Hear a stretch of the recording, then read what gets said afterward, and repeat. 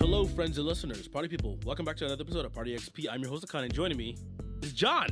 He's back. Say hi, John. Hi, John. How you been, my friend? I've been good. Been a little bit. When was the last time I was on the show? Because It's been a little bit, and I'm totally not stalling right now to look it up. yeah. I was literally just thinking about it. I was like, I should probably have this up right now, but like, it has been a bit. It's been like at least a year, right, at this point now? Because I feel like I had you guys on when Jeff was in the middle of being a fresh dad. So like I definitely needed like a lot of help in that earlier part. Yes, it was. Then it was a year. It has been a year. At least 1 year, maybe two at this point. Let me see. In that time I've gotten engaged. So there we go. Yeah. Congrats, fam. So, yeah, thanks. So, but yeah. Oh, I had you on in 2023, almost 2 years ago. Wow. Almost exactly like 2 years and a month ago, June 16, 2023. I felt like it was at least a year. Did not think it was almost 12. Oh, I lied. Earlier than that, June 2nd, because I forgot that I had the first episode with you. That was Dicey Dungeons. So yeah. Yes, I do remember Dicey Dungeons. Yeah, it was a good time. If I ever go back to phone games, that is still on my phone, so I definitely will set up again. But yeah, it's a good keep it there as like just in case you get stuck at like doctor's office or whatever, right? With like 30-minute wait or something. But yeah, and again, we had you on quite a while ago now, again, a little bit over 2 years now. Obviously, we changed our gaming a little bit from that moment on. A lot of games have come out over the last 2 years, and we've been kind of like floating in and out of different stuff, right? We're officially done with COD. I think it's safe enough to say that, right? I mean, if COD comes back with something hot, I mean, God. We're not doing this again. Okay. We're not doing it. Please don't do this again to me. Okay. All right. Thank you. Please, for my own sanity and for your sanity, please don't do this again. Okay. We got the Helldivers. That's fun. That was very enjoyable. Helldivers, yes. We've intermittently been touching on Helldivers, but yeah, like constantly fun every time we jump in. We got to get the four sack in together at some point, but yeah, it's either you, me, and Andrew, or you, me, and Tim that hop in, and yeah. Yeah. I mean, again, I'm sure the listeners are tired of hearing this from me and Jeff, but like, we're adults, we have lives, and like, it's hard to get the boys together sometimes for game night. It's really rough. But we can when we can. Whenever we realize, oh, we've all got a weekend that lines up for once. Are we hanging out? Not in person? No. Get on the games. Let's go. We're doing something. we have to squeeze in whatever interaction we possibly can, basically. Yeah, I know you've talked about it before about like getting a beach day, and so like we got a little time left in the summer, so like hopefully that happens. So we get to hang out. Yeah. It'll be we'll get there eventually. Yes. Yeah. Okay, so John. So I'm having you back here, and we're gonna do something. It's kind of a little bit weird because I feel like I can kind of relate this back a little bit to what you gave me back in 2023. I prepped you ahead of time. I told you about this game that came out. This went out on PlayStation Plus subscription last month, right? I believe. And then I remember you said you hopped onto it as soon as I mentioned it. Yep, I remembered you and your recommendations. Who you think that I don't listen to, but I actually do. Thank you so much, John. I appreciate that. I don't think you understand how happy that makes me. I'm not just being ignored by my friend group. When I go ahead and see the PlayStation Plus monthly games, I go ahead and like, wait, Lakan mentioned that. I'm gonna go ahead and download that stuff. He wouldn't lead me astray. Yeah, because clearly my taste is peak, and I only play good games. Yes, that's what I tell all my other friends about you. Oh, sweet, thank you. And ironically, are you shitting on me right now? So yeah, I heard about this game, and then I decided to download it. Okay, cool, great, thanks, John, appreciate it. So yeah, I mentioned it in the chat. I always kind of do it as a reminder whenever I hear from one of my other podcasts that I listen to. So I prepped you ahead of time. The game I'm going to be giving you for this episode is Jusant. I don't know if you heard about it beforehand before I mentioned it or not, but Jusant is a 2023 puzzle platform game developed and published by Don't Nod. Don't Nod is known for narrative adventure games like the Life is Strange series, Twin Mirror, so on and so forth. I think they did one of the vampire games as well, too. This game was Oh. released on PS5, PC, and Xbox Series consoles on October 2023. You play as a lone wanderer as they climb an abandoned tower littered with artifacts of a distant past. I don't think the game explicitly says if the character you play at is male or female. It looks like a boy to me. It doesn't really matter. It's more of the experience for the game. The only other character you really get to see, like that's actually like fully established that you actually like, you know, visualize or get to visualize, is your companion Ballast. It's a creature made out of water, who has the power to help reveal clues throughout the game. Jusant means ebbing tide in French, and you'll understand more about that when you get into the game. But in short, you're basically climbing a giant tower that used to be surrounded by ocean, and the tide has receded. And a lot of the story is explored, basically environmentally, as you, the player, make your way up this tower. Have you heard anything about this game at all before I mentioned it, or no? I have not. In fact, I was today years old when I learned how to pronounce the name of the game properly. So Okay, well, what were you saying before? What were you saying? I want to hear you I'm not going to do that on. Okay. Not happening. Just stereotypical, like, dumb American. Jusant. Hey. Arrivederci. Buongiorno. Was it one of those kind of moments, John? You don't have to say it, but I just want you. It wasn't one of those. Folks in the comments, get down there with your guess of what I was saying. um yeah, I was butchering it. Just like, I'm glad you said it first, because I wasn't gonna say it first. The game was gonna remain nameless until you said it. So I'm glad It's I like when did you that. forget someone's name and you're just like, "Hey, guy," and you just like, hopefully someone else says your name and I can bounce off of that when someone else mentions it. So okay, so Jusant is the pronunciation. Jusant, yeah. Jusant. Okay. All right. No, so I only heard about it from you. You were the um my main source of finding out what that game was. When I went ahead and checked it on like the PlayStation monthly games, like I checked like the rating, because like obviously I just want to double check to make sure that it's the one you were talking about, and Mm-hmm. if it's good, and it's had positive reviews on it, and I was like, oh, okay. I'm like, you know, like, no reason not to. It's free. It seems like a good game. I don't see why not. I've definitely downloaded worse games for money. So, so yeah.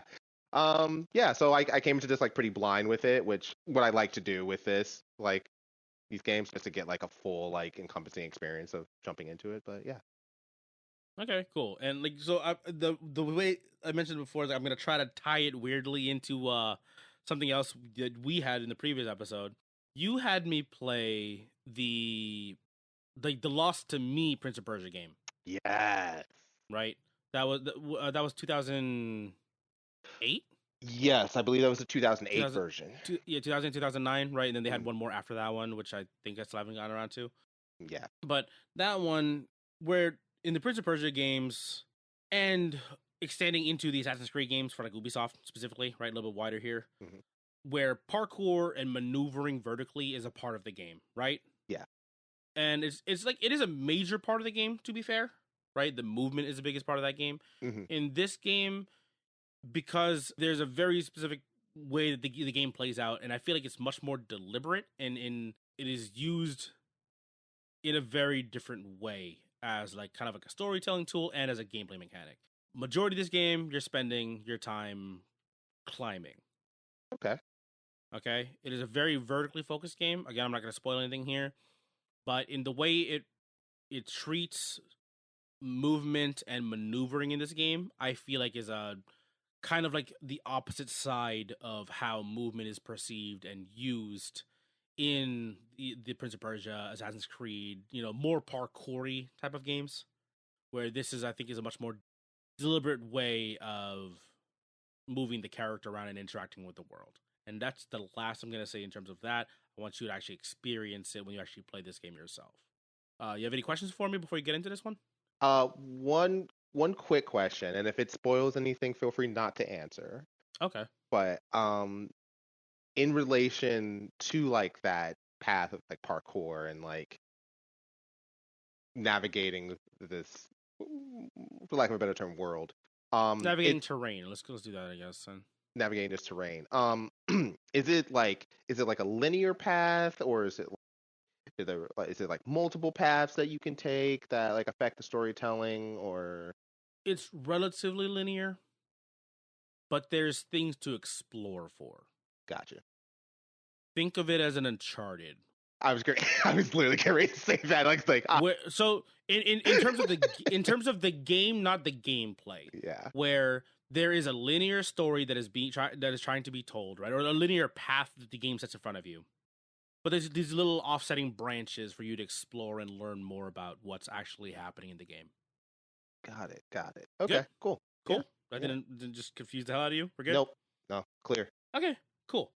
This game's not super long, and so I guess we'll take a break here, listeners. There'll be a short break here for you guys. It'll be about 5 to 10 seconds.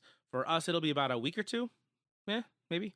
Yeah. And when we get back, we'll see how John feels about Jusant.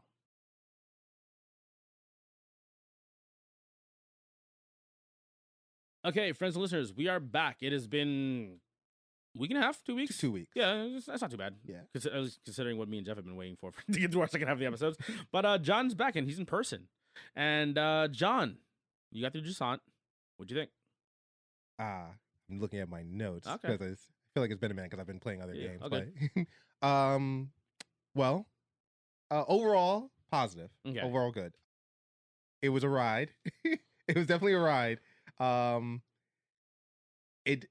think like for games like that, what I appreciate most, and like I'm just thinking of my experience from playing like Journey and like Abzu or and like those types of games. yeah, and like Flower or anything like that Mhm. is like, I feel like you always, or at least in my head, I always go into those games with like, I wonder what's gonna happen.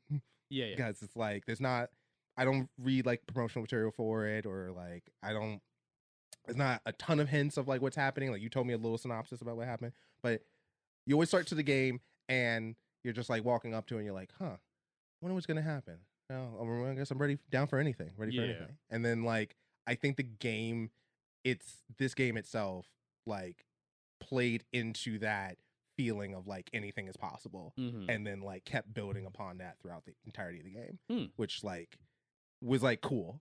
Like my expectations were like subverted because I thought it was going to be like really down and gritty and grounded, and then it kept adding layers, and like it kept surprising me as I kept going. And Okay. like I was like, okay, Yeah. cool. So Definitely artsy, right? super artsy, Yeah, super artsy, Very soft. 1000%, Very soft, like map design, character design, right? It has like a lived-in feel at the same time. Yeah, I'm glad you brought that up because it's normally I'm not a huge fan of games that don't have like other living NPCs in it, Yeah. more or less. But this game, despite having quote unquote an empty world for more or less, packs so much story and makes the world feel so alive. Mhm. Despite that, Despite being alone, basically. yeah, the entire you are game. alone, but like it feels like you are surrounded still by a living, breathing world. Yeah. The entire time. It's immersive in that sense. Yeah. You feel like, okay, I'm exploring this area that clearly used to be like a bustling society or civilization or whatever, right? And you're just seeing like the remnants of it the entire time. The area is now deserted. You could still see equipment that was like left there. People's lives basically, or how they lived before it was emptied out. Nature taking its course, or time taking its course, and people had to move on and kind of make their own decisions. And obviously, you could tell that because of all the storytelling that's kind of done with the letters, the notes that people leave behind, and you're like, oh wow, this is a rough time for them. Clearly, you could see some people there didn't want to leave. Some people were like, we have to. There's nothing for us here, and you're kind of coming back and relearning what they had to go through right at the end, basically. And luckily, this game does end with like on like a positive note, like a hopeful note, basically. Still relatively open ended, right? We'll get to the story here, but again, it's heavy, but it doesn't feel full of despair. Again, versus like a post apocalyptic type of storytelling. You know what I mean? It's a very much so a different type of like civilization is gone type of story. Yeah, I think it's the nature of what the content of the story and like how it's told and everything. Just to add to that, it doesn't feel apocalyptic. It just feels like people are evolving, Yeah. and it's like the society is evolving, and like Yeah. things have changed, and now you have to make a decision of what do you want? Do you want Mm-hmm. to stay stagnant and just deal with whatever's happening, or do you want to go and find something else out there for you? And Yeah. like you're following the stories of like this entire society as they make that decision. Yeah. And even if like I don't know what the timeline is, how long it happened to go and stuff like that. Clearly, time has passed. Yeah, When you look at They everything. use like a dating system that they were, but I didn't understand. There's no reference in our like months and days or weeks or years, whatever. Correct. It just yeah. says like however many times since Mhm. the Jusant or whatever since the Jusant. I was like, okay, but I don't know how long that is. Yeah, but you know, time has passed. Yes. And but even doing that, it's like it still feels like it didn't feel like, oh man, I'm like 300 years behind whatever happened here. It Yeah, feels yeah. like, oh, it feels like I'm like right behind them. Like I feel like maybe 10 years. Yeah. Something like not that far. yeah, it feels like I'm not that like this feels like fresh. Like Yeah. and you see some of the stuff and like you still see and like even like some areas where I would see like some lamps lit or like some like things here and there, and it's like, man, like it felt so, like you said, lived in. It felt so um it felt so alive, and like things were happening everywhere in the map. Every Yeah. single part of the map, things were happening. Mhm. And like I appreciate games with exposition, because like I played Dragon Age. I played Dragon Age Inquisition, Okay. and that was my first Dragon Age game. And there was a ton of story, obviously, I missed. I had no idea what was happening, but they did not.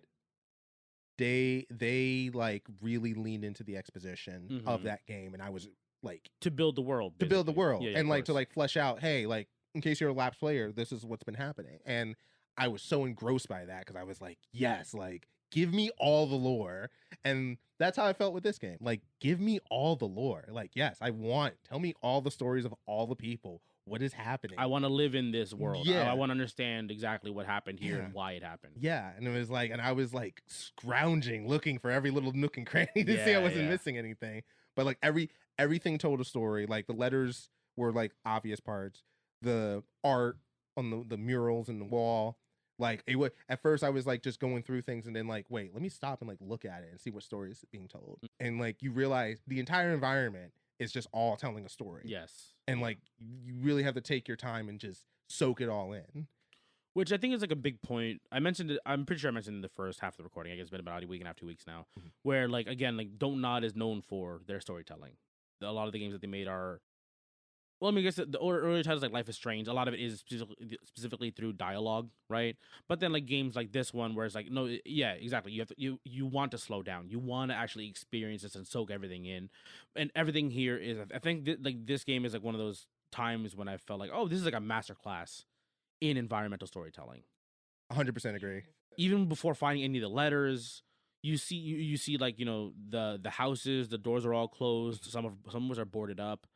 But you see like rope and equipment and gear, and you're like, okay, so this is clearly like a people that lived on basically a mountainside, basically like a spire, right?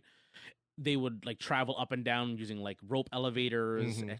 and ladders. And then you read like one of the letters of like they're like, oh yeah, grandma's hasn't been as mobile, so she's not going up to the farm as much as possible now. Grandma ain't traversing the side. Yeah, of the exactly. But before then, clearly everyone there is like, okay, so everyone's got to be super active of some sort just to get around, basically. And again, that does like you kind of piece this together just from the storytelling of again the environment and then of course from the actual readables and the collectibles in this game.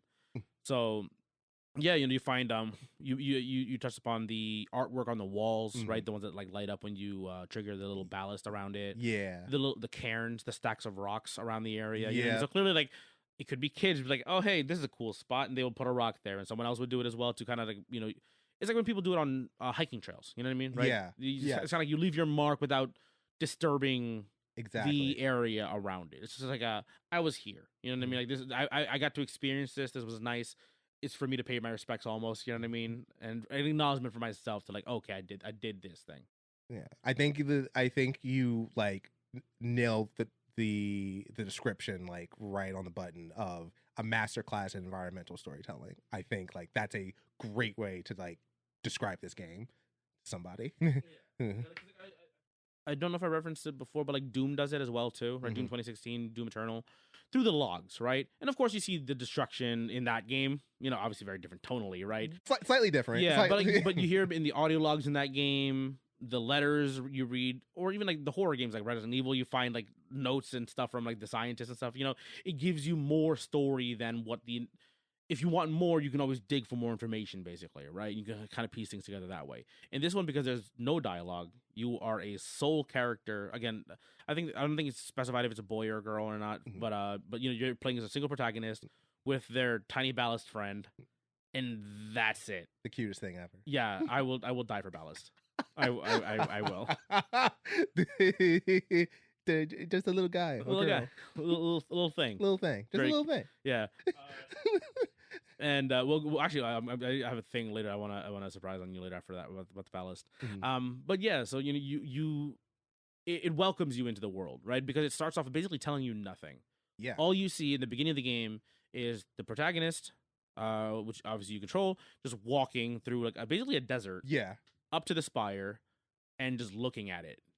Okay, you know what I mean? Yeah. You don't know why they're doing it. Nothing. You don't understand if they have a history with that place or not, or they're returning. The protagonist seems relatively young, at least regarding the voice of the character, right?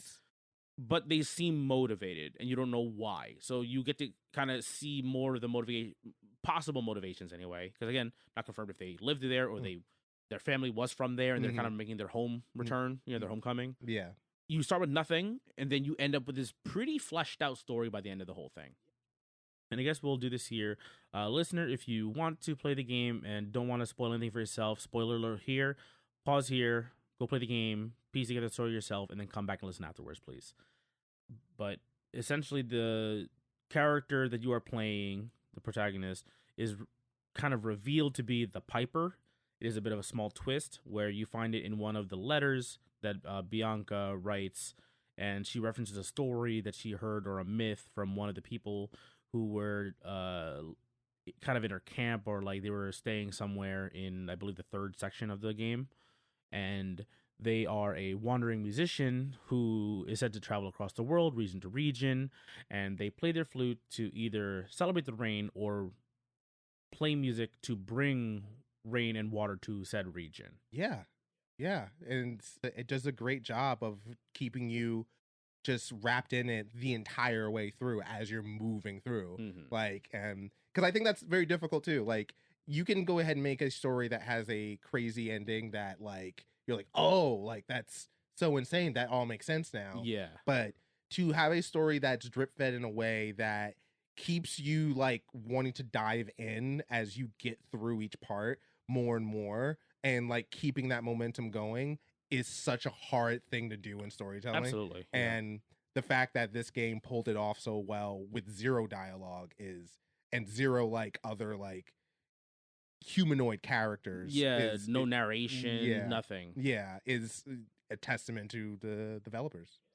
So you specifically said like navigating the world, or like at least how you move around the game, right? So to focus in a little bit on it more is I think I referenced like Uncharted about like the climbing mechanic of this game, right? Or at least one of the possibilities of it. And again, it's been 2 weeks. I don't remember exactly everything, but like this game, you climb using the shoulder button or the trigger button for this game, right? Yes. The entire game is done basically with L2 and R2, or whatever. For the most part, yes. For the most part.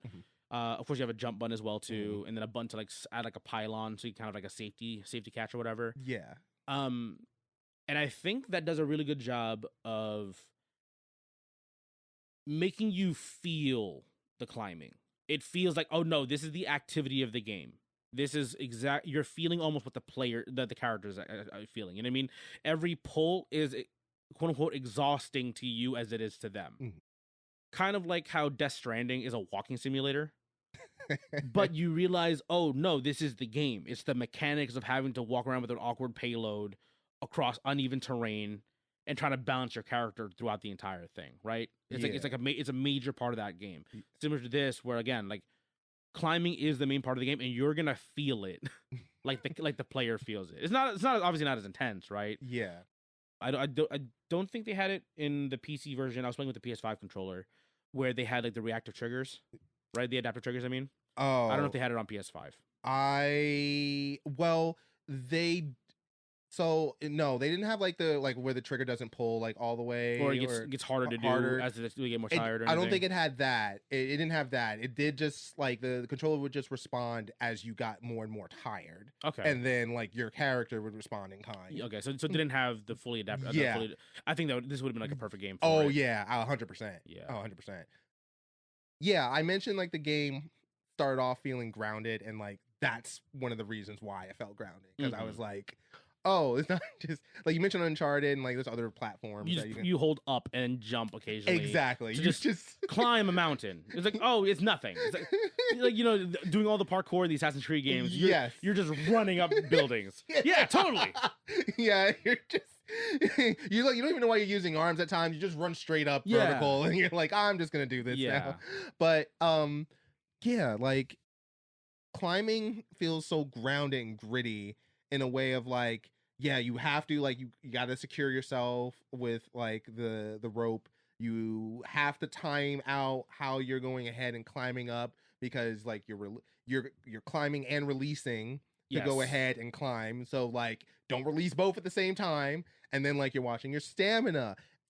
Later in the game, there's a when the sun starts playing a factor. Yeah. And like it starts playing a factor in multitude of ways. You know, your stamina you have to watch, and then you have to understand like, oh, like before, like like when I was first starting on the game, when you could like put ahead and put like a little I forgot what the Python spittins. Yeah, when you could like make little checkpoints. Yeah, basically. In the rope, like, I think it's called pittons. Pittons, yeah. The rock climbers use them for like to like secure a rope and they can hang for a bit. Yeah. So like when you're going ahead and you're securing the rope as you're going up, like at first at the beginning of the game I was doing that, and then I was like, I don't know what I'm doing. I guess you just put this here, put that there. And then when you start getting deeper in the game and the climbs start getting longer and longer, you start realizing, oh, I need to be strategic where I'm putting in these things, because if something goes wrong, I'm going to be thankful that I put this there versus somewhere else. And then like and then it's like, oh, sometimes those climbs are so long that you may run out, and like you may want to really make sure that you save yours until like you have certain times. Or what I ended up doing one time was I went back to an area where I put a different one and removed it, so then I could have it on the rest of my climb going elsewhere. Yeah. So like, and like I think it also made my rope longer too, which helped me finish that. Yeah, it extends your climb basically. Yeah. Yeah. So like, just like the storytelling adds layers every single like way, every deeper in the game you go, it adds layers to the climbing, and then it goes from like now you're just like a gritty rock climber to, oh, like now you got some acrobatics thrown into this, and like, oh, now you're like using the environment. Oh, now you're doing some crazy stuff.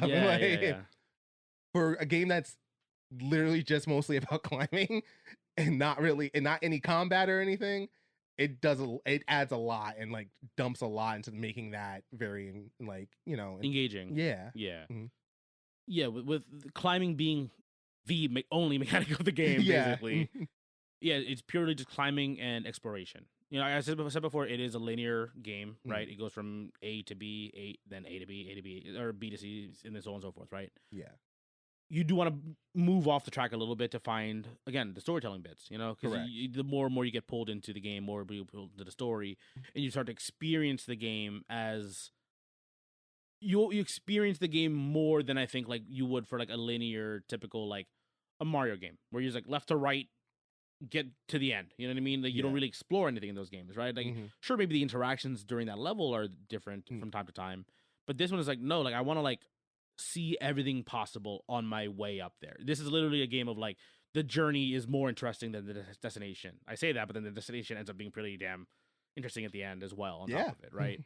But it is about just like, let me just slow down and experience something instead of just consuming a product, basically, right? Again, like I joked about it in the first half, or where we call this an art. I consider this game like a piece of art, basically, right? But Jeff being like how he is. He said it in the podcast before. He's like, "Oh, this is like an artsy fartsy game. I don't care. I don't care for these personally." You know what I mean? That's basically just basically Jeff's words, right? It is very artsy. Like he's not wrong No, in that he's it not. is a very artsy It game. is, but I was like, that's I was like, not inaccurate. a bit of why I didn't want to give this to him was like, he's not gonna. I don't think he's gonna like. I'm sure he'll appreciate something from this game, but it's like this game really sucked me in a way that I was like, man, this is beautiful. You know, in terms of what it does and what it tries to do. You know what I mean? Yes. Again, nothing knocking against Jeff. Obviously, everyone has different tastes in video games and experiences. Yeah.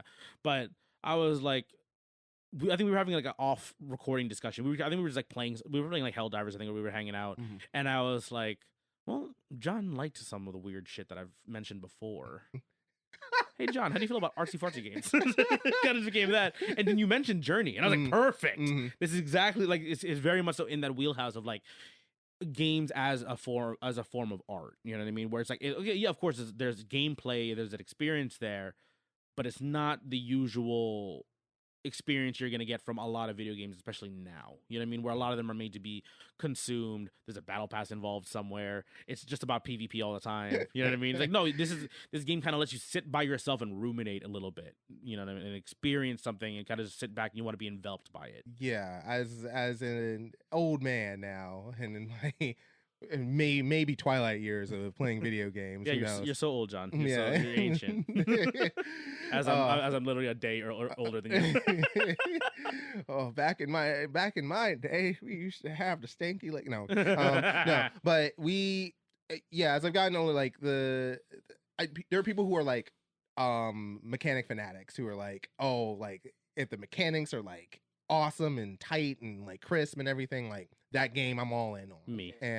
Me. Yeah, me. No, that's fine. That's fine. There's people. That's the reason why like so many people, like a lot of people like love Destiny, like because, absolutely because like the mechanics are very tight, especially for a first person shooter, and like but like as I've gotten older as a gamer and stuff like that, like it started now for me looking at what is the story being told, how is it told, and does it like pull me in? Like the mechanics doesn't have to be great for everything. It just has to be like good enough where it doesn't take away from the story, and the story has to be really, really good, engaging. Engaging. And like Baldur's Gate 3 I loved a lot because of the story that was being told, especially across multiple characters, and like the freedom to experience it. Yes. And like the more when you do certain things and like in that game, like it unlocks more of the story for you to experience, and it's like this like a new little nugget that you get to do over again. And like this game being so artsy fartsy, I found myself asking the question like, oh, like thinking about would I recommend this game to anybody, and then thinking who would I recommend this game to? It is absolutely not a game for everybody.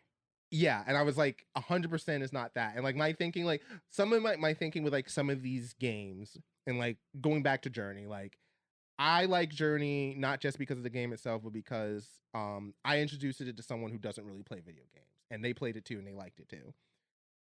And at the same time for this game, could I see myself introducing this game to somebody that doesn't really play video games but like maybe wants to experience something? Yes.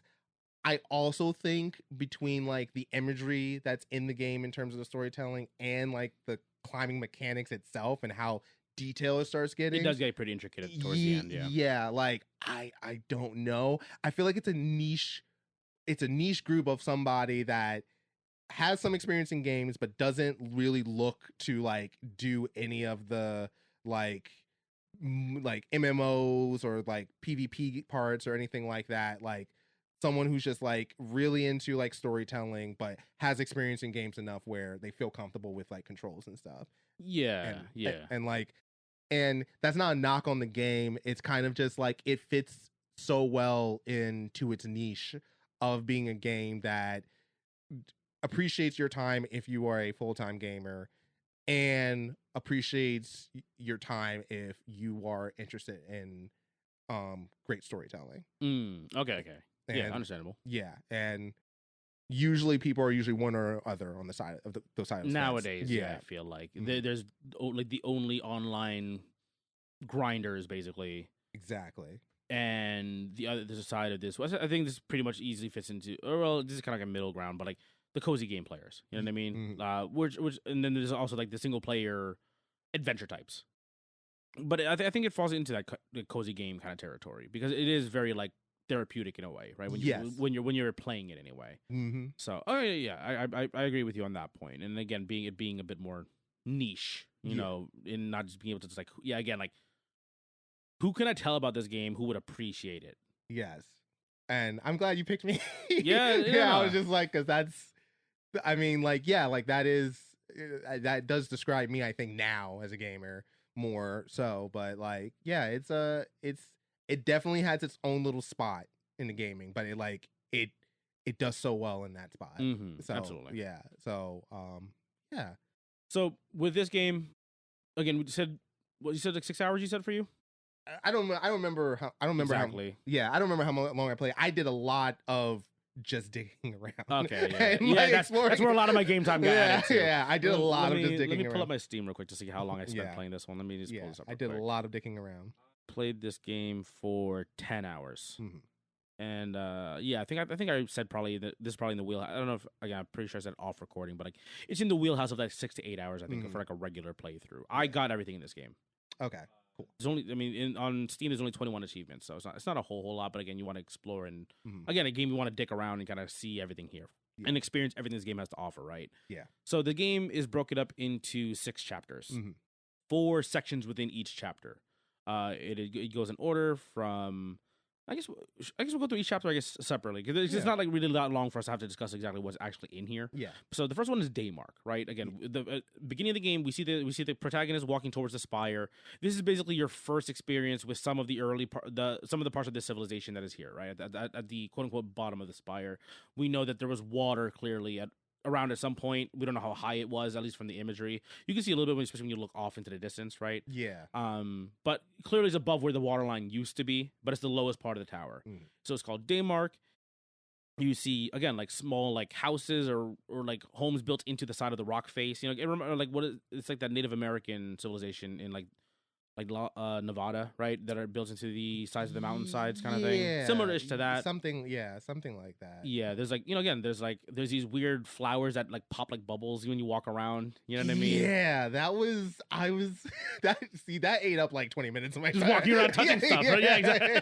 Right there. I was just like, what is that? Something's got to be going on here. I was like, what if I pop everything in the game? There's got to be something, right? Like, again, that achievement hunter part of my brain triggered. And I was like, I have to pop everything. I don't know what it is. I have to walk until none of these show up ever again, basically. That's what happens when you're getting these games where they're just like, go explore, like go ahead and find stuff, and you're like, you see that, but that's weird. Something weird's happening. Yeah. I gotta go. I gotta grind it out. I gotta do everything. Like, then you realize, oh no, it's just kind of like, oh no, this is kind of like part of the flora of the area. It's that's part all, of the environment. That's all it is. Yeah, exactly.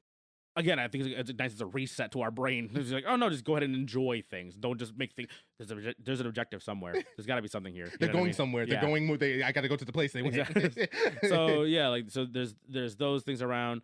You're climbing a couple ladders. You walk around. Again, mostly just kind of like walkways built into the mountainside. For the most part, that's kind of this part, the most solid part of the map, basically. Because again, it's lowered to the bottom of the base. Yeah, it's like wider. I'm assuming it's like wider, at the base versus it is towards the top. And it just feels like lived in areas where it's like, okay, yeah, people used to be here. They're no longer here anymore. You find the first couple letters, first couple shells. Oh, there we go. That's the shells. So the shells in this game, they are kind of a deliberate pause for you, the player. I loved the shells. Yeah. I loved them a lot. We've talked about it over and over again about the world feeling alive. The shells do a great job of doing that. Very much so. I found myself like watching the shell loops like 3 or 4 different times, because like all the shells do is just through sounds and imagery just paint a picture of what life was like prior to the Jusant. And when like looking at that and being like, when you see that, you listen to like kids laughing, you listen to water running, wind blowing, Your chimes, Yeah. moving around, things like that, and like even like hustle and bustle especially in the first sections. You hear like a low rumble of like a small marketplace, almost kind of feels like, you know what I mean? It feels like that, and go ahead. Sorry, before I no, you're good. Like it adds to that world feeling alive, and it was just like, oh no, this isn't just a setting. Like this is people did things here, and like children did things here, like adults did things here, like jobs were done here, and like even like there's areas that may not immediately were sure of like what's happening here, that like through those shells painted that picture and be like, oh, that's what was happening here. Oh, that's what they were working towards. And it was awesome. So I love the shells. I love the part they played. Just sit there, you kind of watch it. It's like usually like 4 to 6 images. Basically, it cycles through. Again, you hear the background noise of what it used to be like, and it's almost like, again, like the protagonist is experiencing it through listening to the shell. You know, they hold up their ear like how we did as kids, right? You hear the ocean. For them, like, no, they hear the echoes of a civilization, basically, you know, and then the shell like evaporates, it gets basically Thanos snapped away. Yeah. And you're like, is that meaning to something? Yeah. Because like, that sucks that I guess whoever's after me doesn't get to experience this, I guess. Yeah. So I was like, okay, well, bye. You know, all the memories are gone. Yeah. But no one will remember you except me. So again, I'm sure there's some weird artsy reasoning for it. I'm just too dumb to understand it. But so like, okay, but then it does trigger a little bit of that part of your brain where you're like, okay, now I gotta find all of these, because clearly these did something. You know what I mean? Like, these do something to explain what the world is basically that I'm exploring here. Yes. So you find those. You find your first cairn. Usually, like, I think the first cairn is like, I don't know, maybe like halfway up the first section of this area. Yeah, right. You know, again, it's just a stack of rocks. You just put your next pebble on top of it. That's all it is. And you're like, oh, okay. Yeah, and then you start finding the letters relatively easily. A lot of them are on the wall of like a door next to the door, like next to a doorway or whatever. Or they have like these little I guess they're called like mill stations, I guess, in this game, where like a little hut where like there's like a dresser there or like a drawer. Yeah, and you could always find like, it looks like they have like flyers on it. You know what I mean? So it's like, that's where you find some of the letters as well too. And again, a lot of the story of the people who were there is like, hey Ray, I was like, heads up, just finished up fixing this net. I'll see you next weekend, I guess. You know what I mean? It's like, oh yeah, I'll swing by and meet you for game night. You know what I mean? Something like that, basically, right? Something along those lines. So I liked that the letters were like put in like so many different spots, because it didn't feel like it was just like procedurally generated like places. It was like, oh yeah, like it's on the hut, like there's a letter on the hut, or like there's like a news board, or like it was put like like in the mail, on like in front of the mail hut sometimes, or in front of like the houses where they were living and things like that. And it's just like little details like that really add to the, oh, people actually lived here. Again, it makes it feel that like lived in sense. It's like when you look at like Star Wars versus like Star Trek, where Star Trek is like very clean because it's obviously very futuristic and it's like everything's on the spaceship. Versus Star Wars, they look at Tatooine, it's like, oh no, like like people live in these small houses. You know what I mean? Everything's kind of just like, it feels more like grounded, more experiences have kind of happened there. You know what I mean?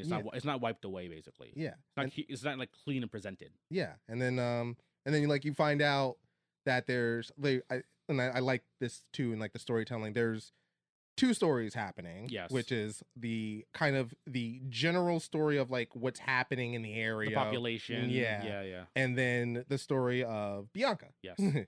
And which I liked too, because I think it added some like a common thread for the player to follow in terms of what is happening, rather than like bouncing around being like, oh, like this is happening here and this is happening there, who's talking to who. It's like, oh, Bianca is going through all of this. Bianca is like taking you point A to point B of like, what is the mindset of like some of the people here, especially, and like what they are trying to do. And like it kind of sort of mirrors your journey. Yes.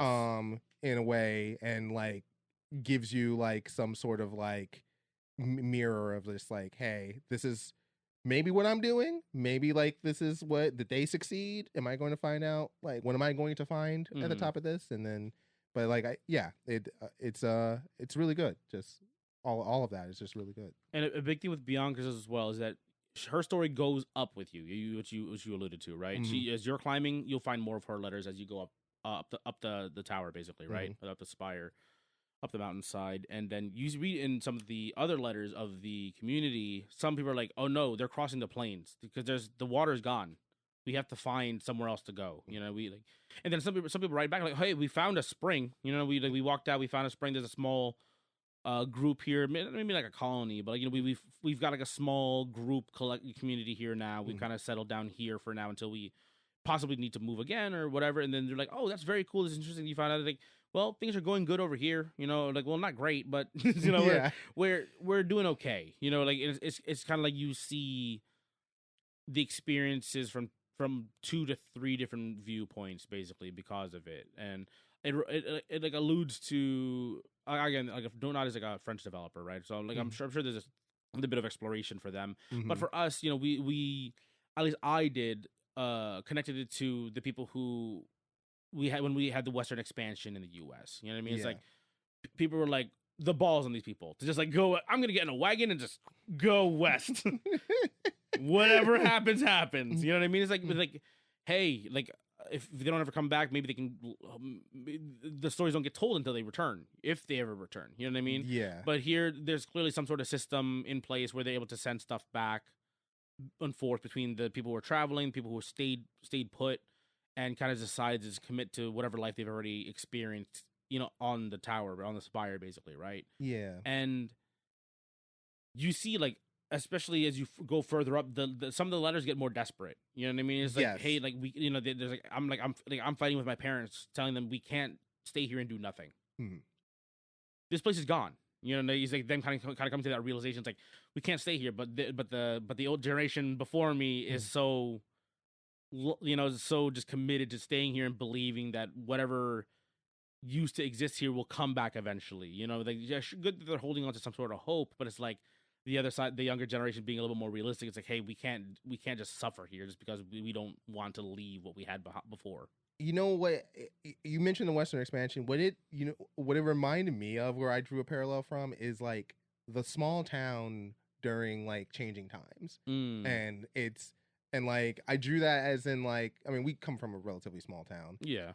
So like you have like you said, the older generation who's like, well, I've been here my whole life. I set roots down. I'm not picking up moving again to do what, for a chance at something. Like if it's just a chance, there's no guarantee. Why would I do that? And then you have the young people who like the young adults who kind of are like, I'm ready to, there's something better than this. Definitely. Things are changing. This ain't it right now. Yeah. So like, let's go ahead and let's like put our roots somewhere else before like it's like too late or things get worse. Like I'm ready to go.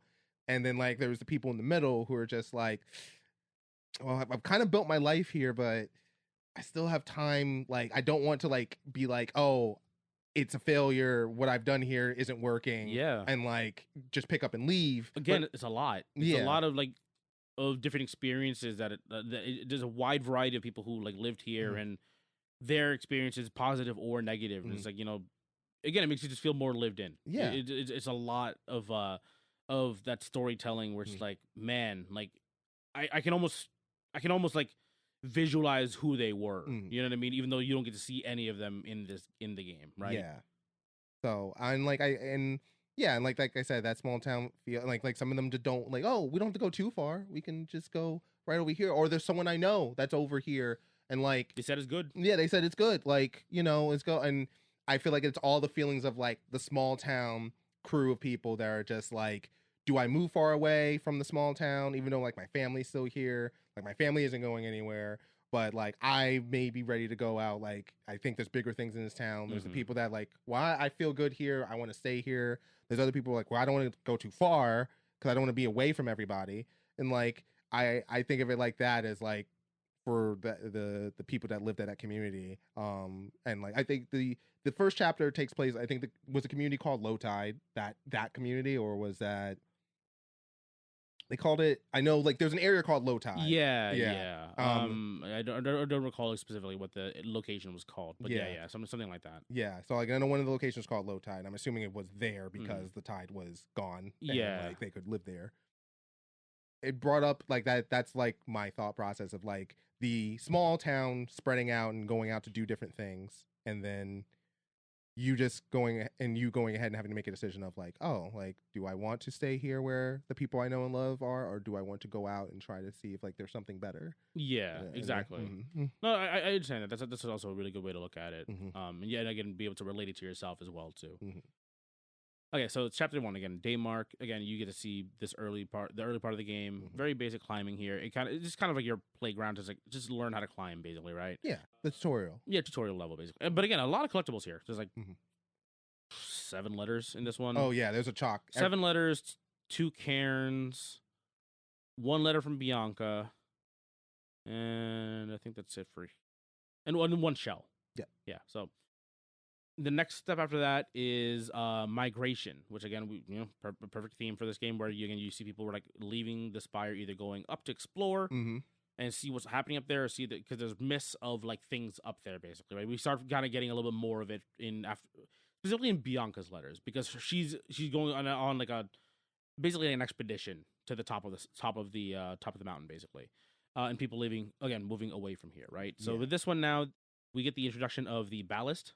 Again, little guy. So the ballast is again, I don't recall if I talked about the first part, but like the ballast is basically a little floating-ish being. It reminds me of a whale. Yeah, a little bit. Yeah, because the way it makes sound and stuff like that, right? Hinted at, and you'll find more of it later. Information down the line is that like the myths around ballast, because again, I guess like clearly the protagonist knows it exists because it has one, but the people there have like myths around ballast. Yeah, flying around the air and are supposedly made entirely out of water. That's basically, you'll find it in one of the letters and in the cave like carvings that you'll find later on down the game. Yeah. Here we are introduced to the ballast and mechanic around them of pressing first left on the D-pad to hug the ballast, which I did a lot. Yeah, I was very upset because I did not get the achievement. I was like only a couple away. You didn't realize you were just you kind of just doing it. Right? I was spamming it because I was like, I feel like there's an achievement for this, but I'm like, nah, no, there isn't. Yeah. And then I was like, oh man, there is an achievement. Well, luckily you can go back and just go do it at the end of the day. Yeah. But yeah, you basically hug the ballast. You get this little cute animation of either the ballast like floating around or jumping in the protagonist's hands, or if it's sitting on their shoulder, it kind of just gives them a little pet. I'm like, oh god, it's so cute.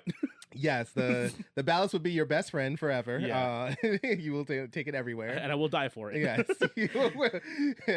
Yeah. So the ballast is awesome. Just it's a nice companion for a game that is otherwise somewhat lonely. Like the ballast is a nice little guy companion that you're like, hey buddy. So the ballast, So press left on the D-pad to hug it, which does nothing but make a a cute little cutscene, basically. Nothing at all. It just raises my spirits. Doesn't move the story along. It just makes me feel good. That's all it is. The environment, but you can hug it as much as you want because they know you love it. Yeah. So then you press right on the D-pad to it basically climbs onto your head and kind of like closes its eyes and shows you the next objective, basically where to go next. Yep.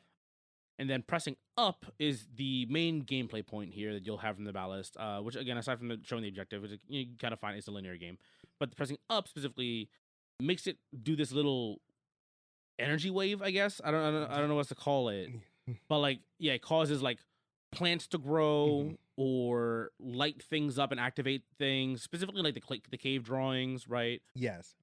The plants is like the big thing because like you'll have these big blue vines that essentially will grow, and those have like thorns on it that you can kind of grab onto and climb up using.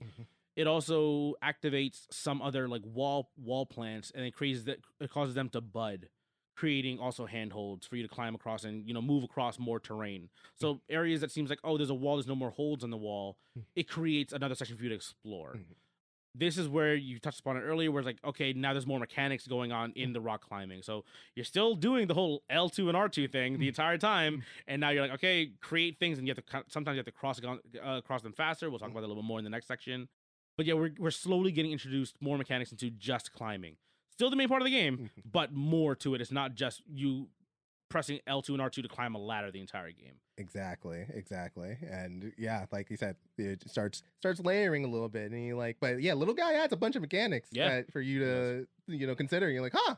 And like you don't think you like it the game like takes you like through baby steps of like each one first before it really starts throwing it all at you. Yeah, It does yeah. also let you know, like when you start getting to one of those parts, like, hey, by the way, you're gonna have to start like you're gonna have to start doing things at the same time. So It's a little bit of like the spinning plates problem, like, which happens in most games, right? Yeah. A little bit of managing going on. Yeah. This is section 2 again, migration. There's 4 sections again for this one. Mm. So this one we get to like 14 letters, 6 cairns, so the stacks of rocks, 3 frescoes here, or we get to the third fresco, which is again the fresco is the cave painting.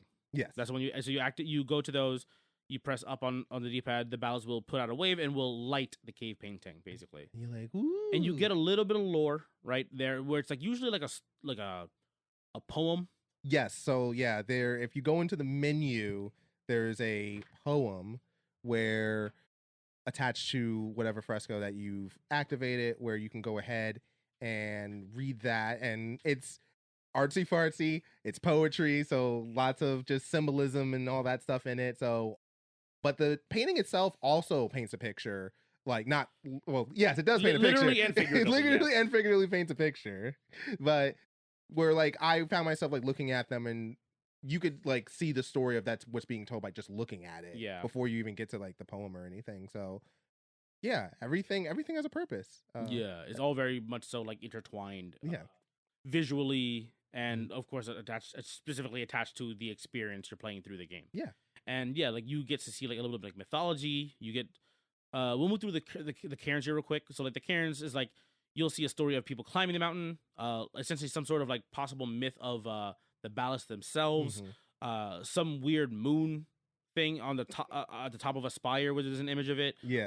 That is a very much so a clear teaser for what comes along down the game. The rock monsters would show up eventually, right? Yeah. Kind of like showing them respect of like the people that clearly like lived with them. They helped people like carve the mountains out basically. Yeah. Yeah. So again, you get pieces of like again like how people used to live there, their mythology, their kind of like way of life beforehand, and it all just ties in together to like this nicely packaged little, again this little present for you basically every time you see one of these things. Yeah. Section 3 we get to in this one is Solstice. So here is the first section, which I think starts getting to a little bit of like adding a little bit of like urgency to your climbing. Yeah. Because this part, the character puts their little slotted glasses back on. So I don't know if you know a whole lot about like historical findings or artifacts they found in like in like the northern part of the world, like the really northern part where they have these little basically wooden glasses where they cut like a little slit out of. Yes. Yeah. So those are basically the old school sunglasses. Okay. It limits the amount of sun that comes into your eyes, so your eyes don't get super blinded. I was wondering with what Pro Tag was wearing. I knew it was like some form of sunglasses, but I was like, those aren't normal sunglasses. Yeah, but it's clearly they're wearing for a reason. Yeah. Because again, your character's basically in a desert, right? Yes. For this game, and yeah, that's basically what they were. So I think they found them up really far north, right, where there's a lot of snow, so it's a lot of blinding reflections. So your character puts these back on, indicating that you are out in the sun a lot, and it is very hot in this area. I also want to say I don't remember if it was this chapter or the chapter before, but my first holy crap moment was when there was like a collectible like on a platform like sticking out towards like the vast expanse of the sky on like the side of the tower, and there was like no clear way to get there at first, which I wasn't understanding how to get there. I was like, I don't think there is a way.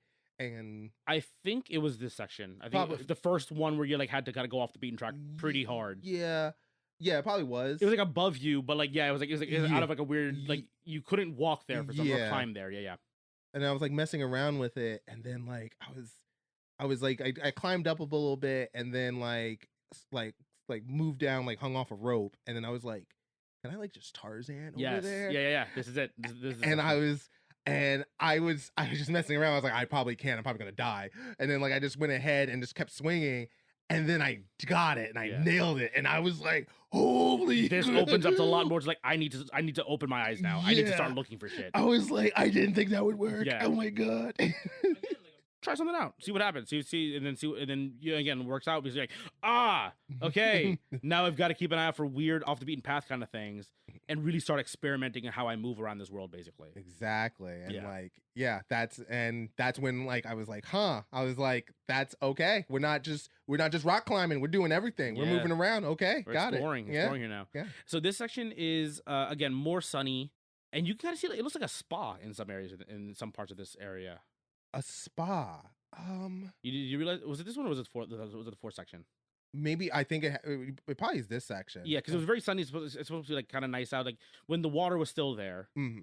Yeah, because there's like little pools. You know what I mean? Like with tile. In this section. Mm-hmm. So it looks like it looks like a resort almost in kind of this area in some parts of it, right? There's like a lot of small housing with storage sheds basically. Yeah. And again, you with the shell you find in this one, it shows like again you hear running water. And here it starts to feel a little more desperate because this area clearly really thrived because of it. You know what I mean? There are pools there again on the outside, kind of like looks like a little resort, little terraced areas. Fences, they fenced off little areas where it looks like okay, the water ran off here into another area, so on and so forth. People lost like their livelihoods because of the Jusant, right? The tide moving out basically. Mechanically, again, because of the heat in this section, again, which kind of incentivizes to like why the water was so important for this area. When the ballast triggers those plants that I mentioned before that have like the roots planted into the wall and create the little buds, before they just create them, they just stay there and they are just now handhold for you, right? These ones, because of the intense sun, those buds will essentially like they show like steam or like fire coming out of this, but they're not burning. I think it's just more just like they kind of wilt basically back into the rock face. Yes, it clearly like in with the nature of how the buds appear and then how quickly they disappear under the heat of the sun. It's clearly like whatever's maintaining the plants with the magic of the ballast is not. It's not a long-term thing. Yeah. It's clearly it's a super temporary, and the sun and the lack of water, these plants are not supposed to be around. And you got to move now because you now have like a short amount of time to cross certain sections of the map. And it is short. Yeah. It is short. Maybe I think it's counted as like maybe like 8 to 10 seconds ish. Yeah, like you gotta hustle. Yeah. and the ballast has like a reset timer. So like sometimes you have to like call the buds out while you're hanging on a rock section, climb across, press up again on the ballast, and make him call the next section of buds to come back out. Yeah. So, again, like a little bit more timed sections here, a little bit more, again, layers of mechanics onto the rock climbing, which again is the main focus of the game. And then on top of that, the sun, like I maybe you already mentioned it, but like the fatigue level. Yes. So like your fatigue, which in my experience, like wasn't really that big of a deal for the beginning section of the game. No, not really. Didn't even think about it. Yeah. Well, now when you're climbing in the sun, your fatigue goes down way faster, Yes. and now you have to deal with not only the mechanics you've been dealing with that expend more stamina, but the sun eating your stamina more and more. Yeah. And like resting starts becoming like a more regular thing now while climbing. Which there's a rest mechanic, which is good.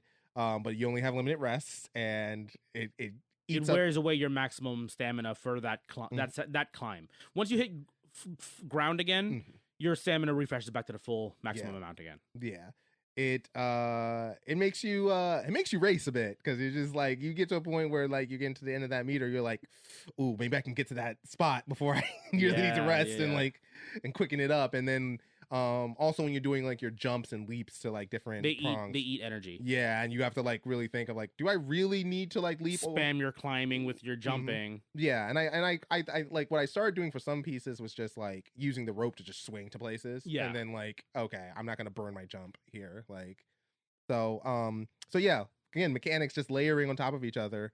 One other thing that I noticed about this section, which like for me really clicked on how much the water receded, there were still boats at piers on this part of the tower. And again, we're 3 sections up now. Yeah, like the tower at this point, you're really high. Like you look down, you will see like you are extremely high, and and the sun has been tearing this up. Like, it looks like you're climbing like the side of the Grand Canyon. Yeah. At this point, it's just orange rock and very dry and arid. And very faded, kind of looking like textures and tiles and stuff on the walls. You know what I mean? It looks. Yeah. It feels like it's just sun bleach at this point. It's been abused by the elements basically. Yeah. And then, but then like you go to some parts and you see parts where there's a pier that's still there. There's a boat, a wrecked boat Hanging above like a doorway. Yeah. Like there was still water at this part of the tower and it is long gone. Yeah. And you're like, oh man, that's rough. And so like that like really put in perspective like, oh, this was like a serious deal. Oh, absolutely. Mhm. Absolutely. Yeah, that's a really good point. And I think here's where you start really noticing like the direness of the situation. Obviously, because so like again, we're looking at it this way, like from the spire coming down is where the water was going, right? So the first area, yeah, of course it's dry, but you're like, okay, there's boats here too, but realize it. You just think, okay, yeah, the water's down at the bottom of the spire. It makes sense, right? The spire builds up so that it has access to the water, but it's not in the water, right? Second section, a little bit of greenery that used to be there. You can kind of inspire it to come back. Here is like, oh, yeah, this has been moved away from for a while now, because again, you're seeing boats that used to be up there, spas. Like the first two areas is like, oh no, people are just living there. There's like not really like the luxury of like relaxation basically in the lower section or two. And yeah, so like again, more environmental storytelling, more telling you of like what people used to do and how much this place used to thrive. Again, versus the desperation and the direness of the situation that kind of shows in the first two situations. But you only really begin to realize it the further up you move and go. So yeah, agreed. Yeah.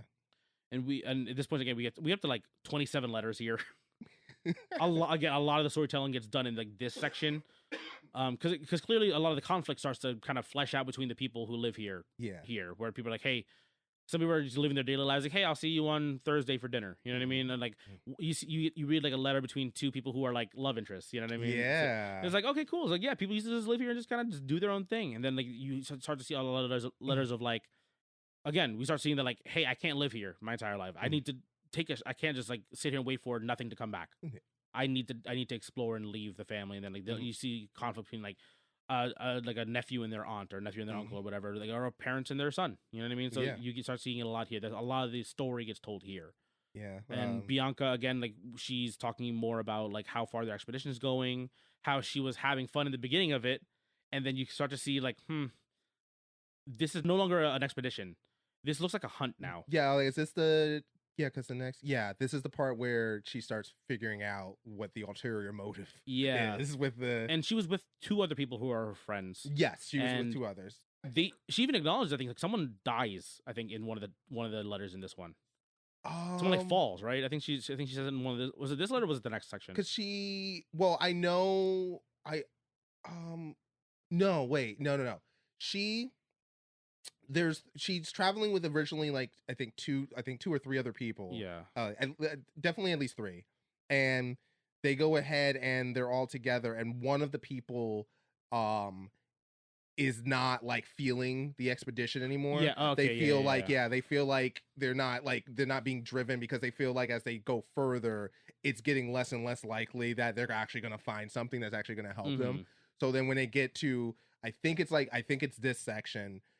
They get to this section and that person is like, "Hey, I'm not leaving." Like, yes. I'm just gonna stay here, like that, because they have a little bit of like, there's already a group of people here. Yes. They're very nice, and like I just don't have the same desire to just like keep going. It doesn't feel like I'm not gonna find what I'm looking for, and it's like, because at this point they think they're chasing legends. Exactly. They think they're chasing myths. So like, there's not a guarantee they haven't seen like super evidence that what they're going after really exists. They just think like, hey, this is the stories we've heard. This is a chance. And like I think the person's name was Medi. Yeah. And they're like, oh, I'm out. Yeah, like I don't really believe that this is a real thing. Yeah, and these people are good. So if I can live here and be happy with them and be perfectly fine, this is my new spot. Yeah. So that's I think the next section is where it gets a little more dire for Bianca's letters. Okay. I think it's two parts after this, because if I because There's 2 more sections and then the final section. yeah, after that. yeah. So I think the 5th section is where we find out the other stuff with the kind of the culmination of what their expedition was. Yeah. So here, the next section is convergence, and here we get a nice change in terms of what the setting is of this part of the spire. Loved the change in setting. Yeah. Loved it. Very interesting because now we're move a little bit more inwards outside of just climbing on the outside of this giant mountain, basically, where we are now moving inwards. We're kind of doing some cave. They had homes built into the mountain, like farther into the mountain. There's like full, like giant holes and chasms within this mountain. Basically, there's like moss, which is like, there's moisture somewhere. Something's happening. Yeah, Something's growing. Yeah. The aesthetic is very different. It's very dark in this area, but we get a lot of lighting through like these like lightning bug kind of looking things, like the jellyfish. The floating jellyfish. That's yeah, floating. Some weird, again, some weird fauna now showing up here. Yeah, weird fauna, there's fungi. mushrooms, fungi that are like lighting up your way, and it looks like kind of that. They always have like a section that's like a lot of like fantasy RPGs where it's like a town that's built into a mountain and they live with the nature of the area. You know what I mean? Like it almost looks like walking down like a night street. There is a main street in this section. Yes, there is. And there's like a seamstress like shop. You know what I mean? Yeah. Like, you see tools like aside from just being like rope and hammers on the further areas. Now there's like they designed things here. There was availability for comfort items in this area. And again, it looks like a busy market street that is kind of like empty now. Yeah. Again, 4 sections here. Was this also a place where they stored water? Was this a canal? Yeah, there's a canal here, and we'll see it in one of the. I think it's like one of my favorite shells here, because we also another thing we forgot to touch upon for every one of the chapters.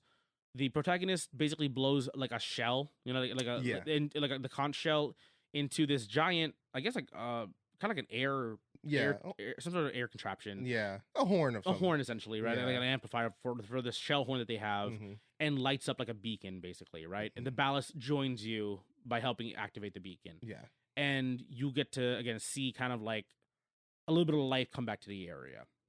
And in this section, again, because it feels like, there's like some moisture here because clearly the fungi is existing. There's like, again, bugs and jellyfish, kind of flying jellyfish and stuff like that.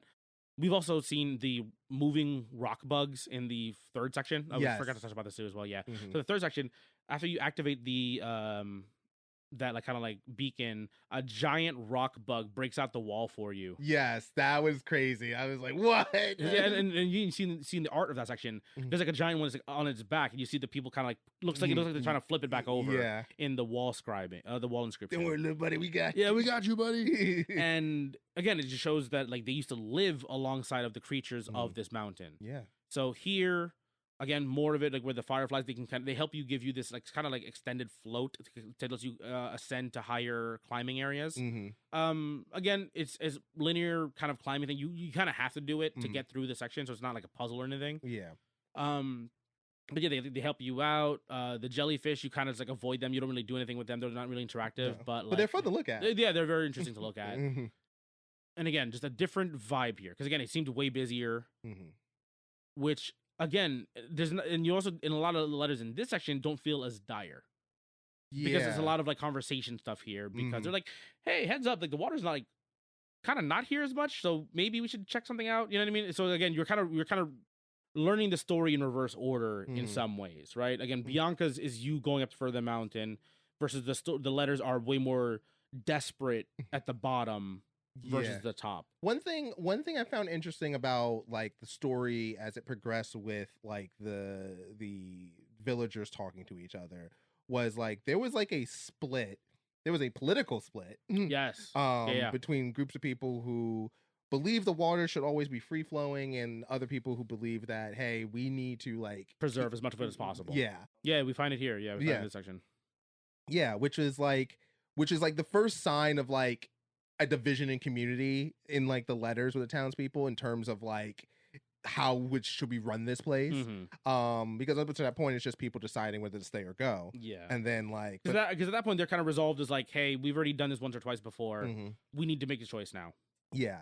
So like But yeah, like reading through that and seeing that, and like it again paints a picture of like the canal and like what it was there for, and like you start, there's like high walls there. yeah, There's like it looks like water traps basically, right? There's yes, they're basically giant pools that I'm assuming at one point were filled with water. yes, and it seemed like they were like in charge of distributing the water and like rations to people, which like, you know, whenever there's like a little bit of a resource and someone is keeping a lot of it and controlling how it's given out, people are going to feel some type of way. Of course. Yeah. Which is exactly how this was playing out, where like people were like, no, like we should just give it to everybody as like everyone needs it. Yeah. You can't just siphon it off and ration it and let people kind of like live lesser quality of lives because of it. Yeah. And then there's other people who are like, hey, we have to ration it. For some reason we don't have as much of it as we expected we used to have. Yeah, like we're gonna run out if we don't ration. Yeah, exactly. So you see both sides of it in in the arguments that are kind of happening within the kind of, again, this kind of communal split here. Yeah.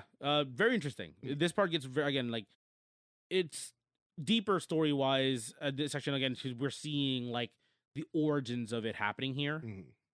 Versus again, we kind of see that this is like them trying to be proactive about it versus the earlier 3 sections being kind of like reactive to the water not being there anymore, basically. Yeah, you know what I mean. Yes, this is the first group of people that feel like that they have a plan in place to handle it, and all great plans all great plans always have like a hitch where it can fall apart, and in this case it was not everyone agreed with the plan. And so and yeah, the plan obviously fell apart at some point. And the civilization of course had to fracture because of it. I mean, and like you even hear it in like some of the letters, like both sides blaming each other for like what happened. And yeah, like that was, and it's like, oh, like so there was like people trying to like make something happen to like in their head was like the right thing to do, and like others were just like, the others at the bottom were like suffering because they were just like, we're trying to make it, we're just trying to like get through. They've already made their moves at that point. We're learning the story basically in reverse. Yes. Also, like as far as the environment goes, like I feel like traversing got a little different in terms of, because like there's a lot of caves, there's a lot of like little holes and big chasms as well now too. We're starting to see a little bit more of it. So like you're moving differently, especially as you like were traversing like some of the it large feels like chasms. You're spelunking more in this one than actually like climbing. Yes, exactly. You're hooking up your rope to like a hitch point and then dropping down to certain areas. And then like zip lines are being utilized as well, so like lots of like I said, lots of variety. Different settings in this part now.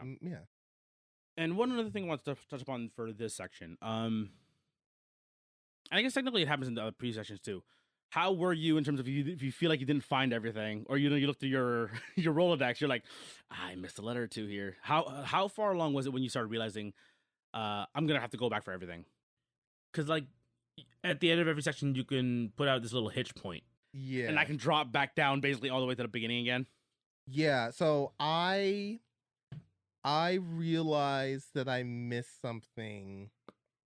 I think in the prior section, because I was like, I was looking for one of those altars, and I realized, I didn't get all the altars. Like I missed one going back. So yes, there's also 4 altars in this game. And you have to, like, your character will grab onto it, L2 and R2. Even those you have to actively grab. And you spin them basically. And you spin them, it makes a nice little sound. It lights up the room nice, pretty, and there's an image. Exactly. So they're similar to like what the other like the frescoes that they call them, like the wall inscriptions are. That's kind of like when I realized like, oh man, like came back and missed something, and like I didn't really like super go back. I was just trying to get them as much as possible as I was going through the level, and then like once I got to the end, I was like, oh, I hope I got most of them. And like the first like 4 chapters was like missed one letter, or missed one like stack of rocks, or one shell, one like the shells. I don't know, did I miss a shell? I didn't think I missed a shell in the first 4 chapters. Chapter 5 is where I missed a bunch of stuff. Because it's like 3 or 4 in the one section. So chapter 5 is where I missed a bunch of stuff. But to this point, I was just missing like 1 or 2 things and like one piece of the story everywhere. So I was just like, to this point, I was like doing okay. I knew I would have to go back, but I was just like, like I've gotten a good chunk of the story already. I'm not super worried. For me, I think I prioritized the letters and Bianca's letters. Mhm. I was like, these tell more of the story more succinctly because it obviously is written. You know what I mean? Versus me Yeah. having to piece everything together through imagery and stuff like that. Mhm. But yeah, this was the section I felt like because this one you don't get to go back to section 3 because your character goes through the hole created by the giant rock crawler. So here's the thing. Section 3, also what happened in section 3. I got to the end part of section 3 right before you blow the horn. And I went ahead and I did like a curious walk around a little bit. Like only got walked to like one small section. And then I was like, I read a letter or something. I was like, okay, cool.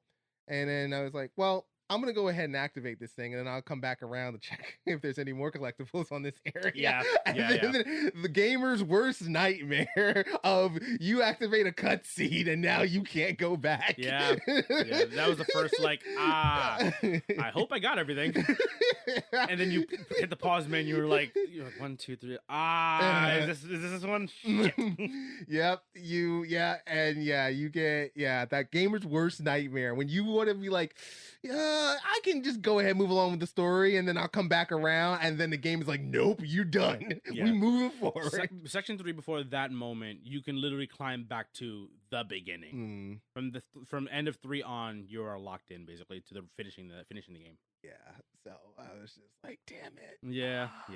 Which is again why I did do a secondary run. Or you can actually play them through chapters, which is nice. You can go back to the chapter and just grab whatever you were missing. Yeah, I saw that. I was like, okay, good. But on the first run, I basically like 90% of the game. Like my first playthrough was probably around like 8-ish hours because I was making sure I grabbed as much as I could. Yeah. If I didn't find it, I was like, okay, well, I got to move along a little bit to try to progress it because I don't want to hold up the story too much. Yeah.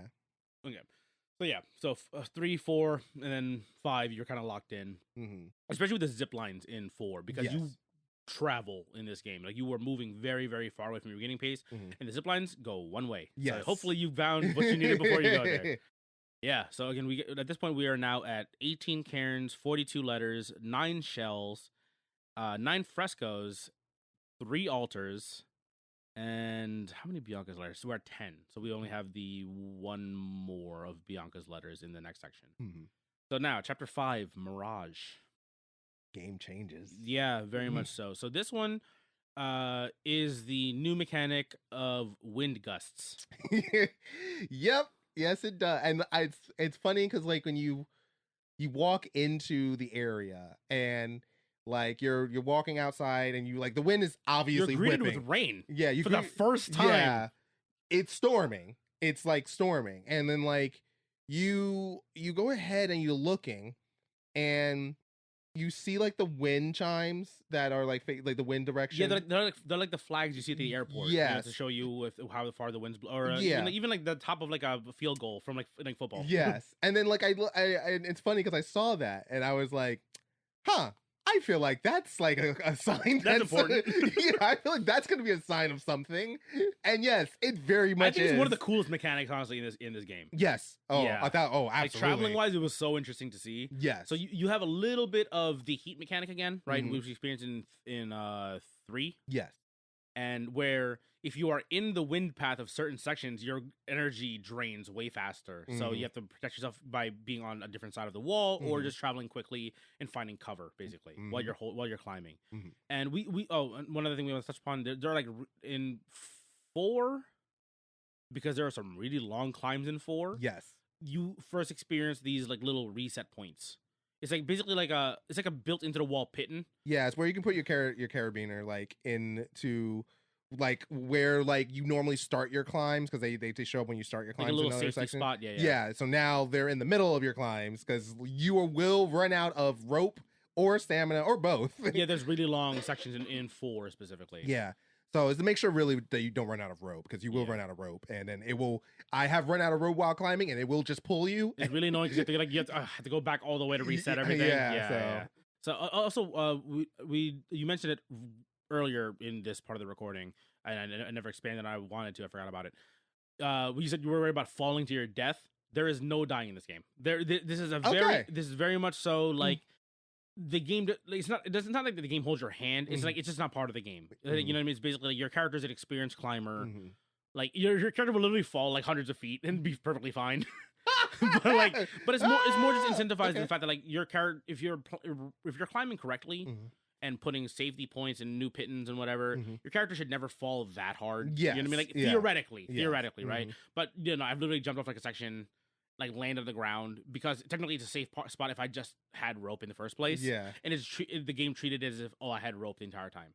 Oh, You just don't get hurt. There's just no fall damage in this game. There you go. So again, part of like difficulty is in a different way versus like death versus like like having to kind of like start over. do my work or over yeah, again. it's more just like no, you have to perform in the moment to make Mhm. sure your climbs are done because Yeah. like it's timing based or like and now like figuring out where the little rock bug crawlers are that basically the moving rocks Yeah. are. You know what I mean? It's more of that than it is of like execution. You know what I Mhm. mean? So it takes that section of the way that part of the gameplay experience away. Yeah. I don't think this game would have been better with deaths anyway. I don't. Yeah, it doesn't add anything. No, like because- you feel the stakes as you're climbing anyway. Yeah. There's a tons of safety features there. Like you're even with like all the environmental changes and stuff, you are still firmly in control of Yeah. your climbs and everything. And again, so- I'm like invested in my character because climbing feels quote unquote like exhausting in this Yeah. game because you're actively doing it the whole game. yeah, it doesn't change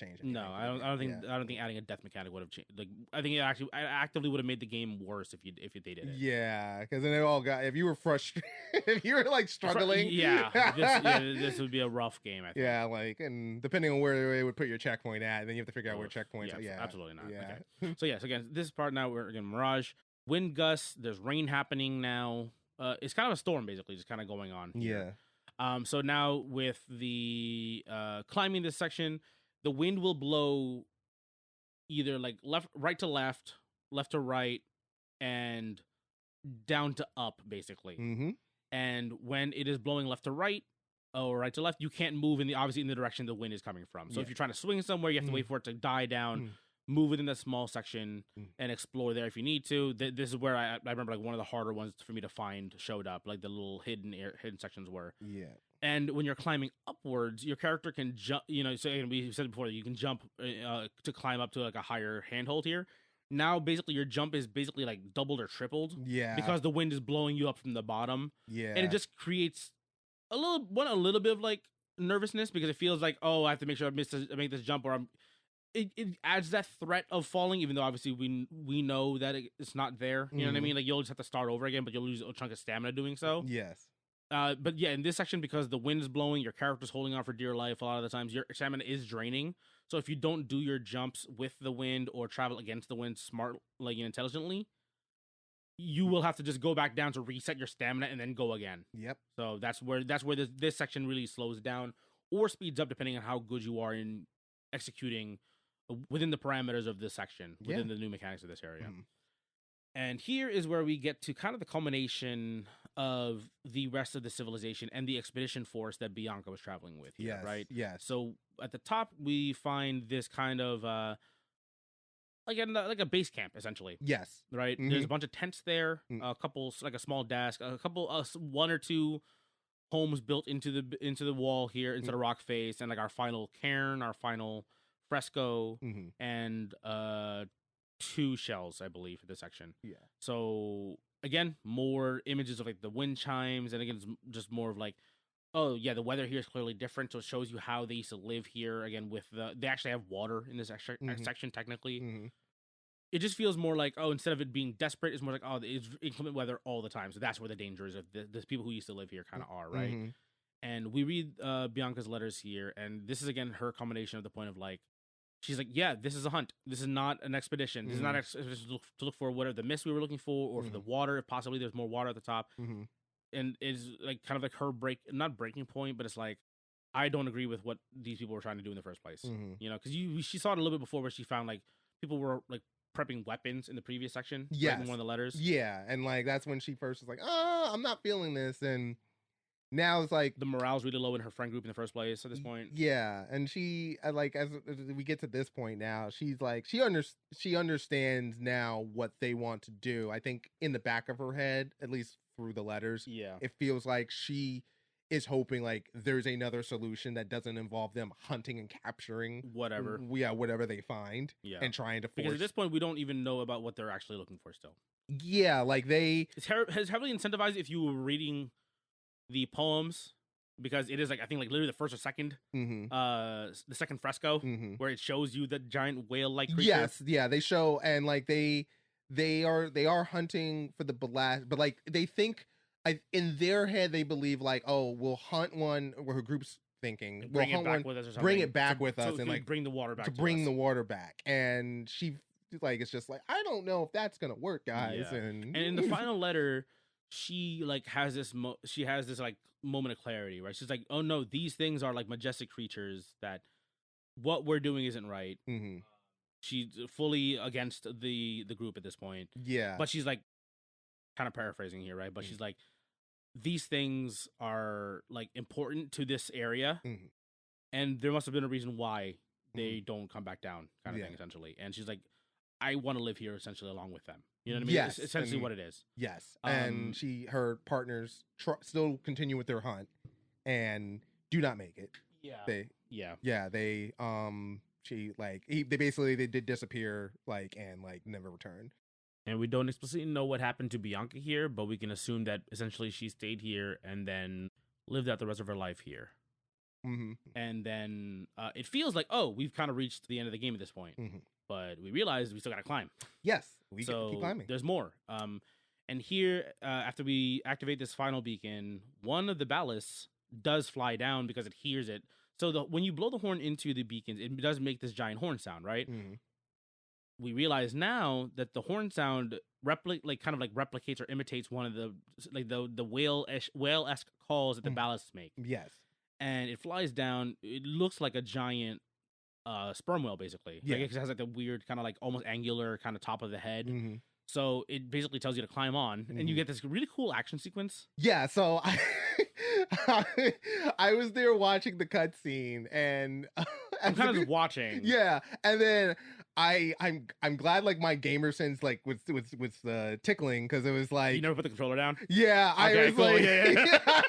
I was like, it was like slowly panning to me hanging on, and I was like, I'm gonna have to jump in, and yes, I ended up having to jump in mid cutscene. Yeah. So it does the Uncharted thing, basically. Yes. Where like it moves straight from action sequence to you playing within that action sequence. Yes.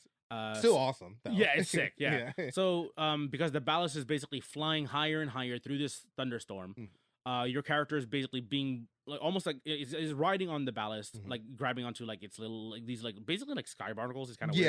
And barnacles. Like ropes that are there from clearly the people who tried to hunt them. Yeah, you know, kind of stuck onto the side of it. You like I think it's like a spear on the side you grab onto at one point. Yeah. So yeah, clearly the people of the expedition were trying to hunt these things back down. Yes. And try to tame it or whatever. And so you're climbing up. You end up on the back of the ballast and then onto the front, like basically the top of its head. Yeah. And then at the end of that climb, you get the cinematic of this thing flying to the official top of this mountain / spire. Yes. And you are greeted with snow. A snowy mountainside, basically. Yes. And by almost kind of like a bowl, you know what I mean, like a volcano top. Yes, and by greeted, I mean with gravity jettisoning you very fast towards it. Yeah. So the ballast, I don't know exactly if it dies or just is it just exhausted. I think it ends up getting exhausted because you can go back to it and like.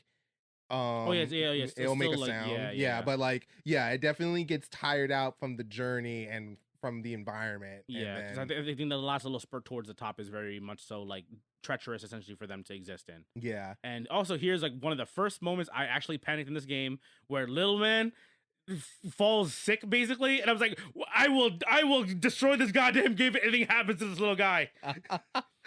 Yeah, little guy ain't doing so well. Unfortunately, during the ride on the back of the ballast, like I'm assuming like I initially thought I was like, oh, it's too cold. That's what I initially thought, but no, it's not. It's not even just that, because your main character will hold them against their chest. Yeah, and then this final section is it just called Final Ascent? Is that what it's called? I forgot what it's called. I forgot the name of this last section, chapter 6. Here we go. Oh, syzygy. Syzygy. Yeah, syzygy. Yeah, So a syzygy is the alignment of 3 or more celestial bodies in a straight line. So think of it like if it was like the sun, the moon, and the earth. Okay, aligning. there we go. So I taught you the French in the beginning, the Jusant, and now Yeah. you're teaching me here syzygy. I should look this up in the first place. There we go. So- We learned something today. Yeah. It also was mentioned. It's funny enough. It's also a term in Destiny too. The syzygies were was the events like weather events, creatures, whatever that caused like mass destruction on the original Hive homeworld. Oh, That is actually what began. And more lore has nothing to do with this game, but that actually is what began the beginning of the Hive 3 gods. Yes, because they went to search for the worms to prevent that. Yeah. So yeah, the moon relates at some point. Shadowkeep. So on. Yeah. Shadowkeep, Erismore, and blah blah blah. Anyway, so but yeah, there we go. So syzygy, we're here now at the final section. This is the final chapter. It is shorter than the other chapters here at this point. Yes, it is. While the chapters beforehand were 1, 2, 3 were about the same length. 4 is definitely, I think, the longest chapter. Yeah, just because of the size of it. Yeah, and 5 is relatively short as well too. Yes, 5 is You're traveling further just because of but it feels shorter because the wind is actually helping you move further far up the mountain. Yeah. So this one's relatively short, but it feels the most dire to you. Yes. Not to everybody else, to you. Because now the tiny ballast that you were taking care of this entire thing has basically like fallen ill essentially at this point. Hey, good news. You found the rest of the ballast too. Yes. Bad news. They look like they're all dead. Yes. It is basically a snow graveyard of these giant ballasts, which is like, again, like a very bad feeling. Like you're like a first moment of like, again, kind of weird. Was like I definitely talked about this before with Jeff during John Wick, but it's like I feel like 100 people die, don't care, fuck them. You know what I mean? Like, animal dies, I am sad as fuck. And yeah. So now you're walking through an animal graveyard, and you're like, and then the one guy that you have left, you're literally your only companion throughout the entire game. Yeah, is like feels like he's dying. Yes, and you're like, this is bad. This is really bad. Yeah. Something I need to do something. One of the achievements you'll get here is one that I was just doing off the bat when I realized it. Because your character, instead of having the ballast in their backpack or on their shoulder the entire time, like it does in the previous sections, the protagonist is holding them in their hands. And if you hold the 2 triggers together, you hold them close to your chest, and you get an achievement for it because you're trying to keep the little guy warm. Wow. Okay, I got the one for activating its little magic bubble near one of the frozen. Right? Yeah, so I got that. I did not know that was another one. That's another achievement, yeah. Because again, same thing. So at this point, because the small ballast that's been with you this entire game is unwell. It's little kind of shockwave water, now we're realizing, it's basically water, essentially, that it's like kind of controlling. It is not as strong. It is like maybe like a meter. Yeah, it's very small wave now versus it kind of like being like a 10-meter circle that kind of spreads around you. It is very tiny now, and it's very weak.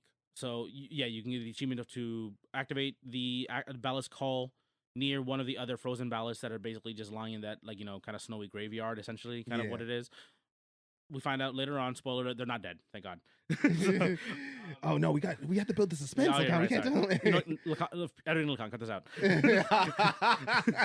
So you realize you can activate them towards other ballasts. It tells you an achievement. It gives you an achievement for activating it near one of the other ballasts. You don't really see anything happening though when it does it.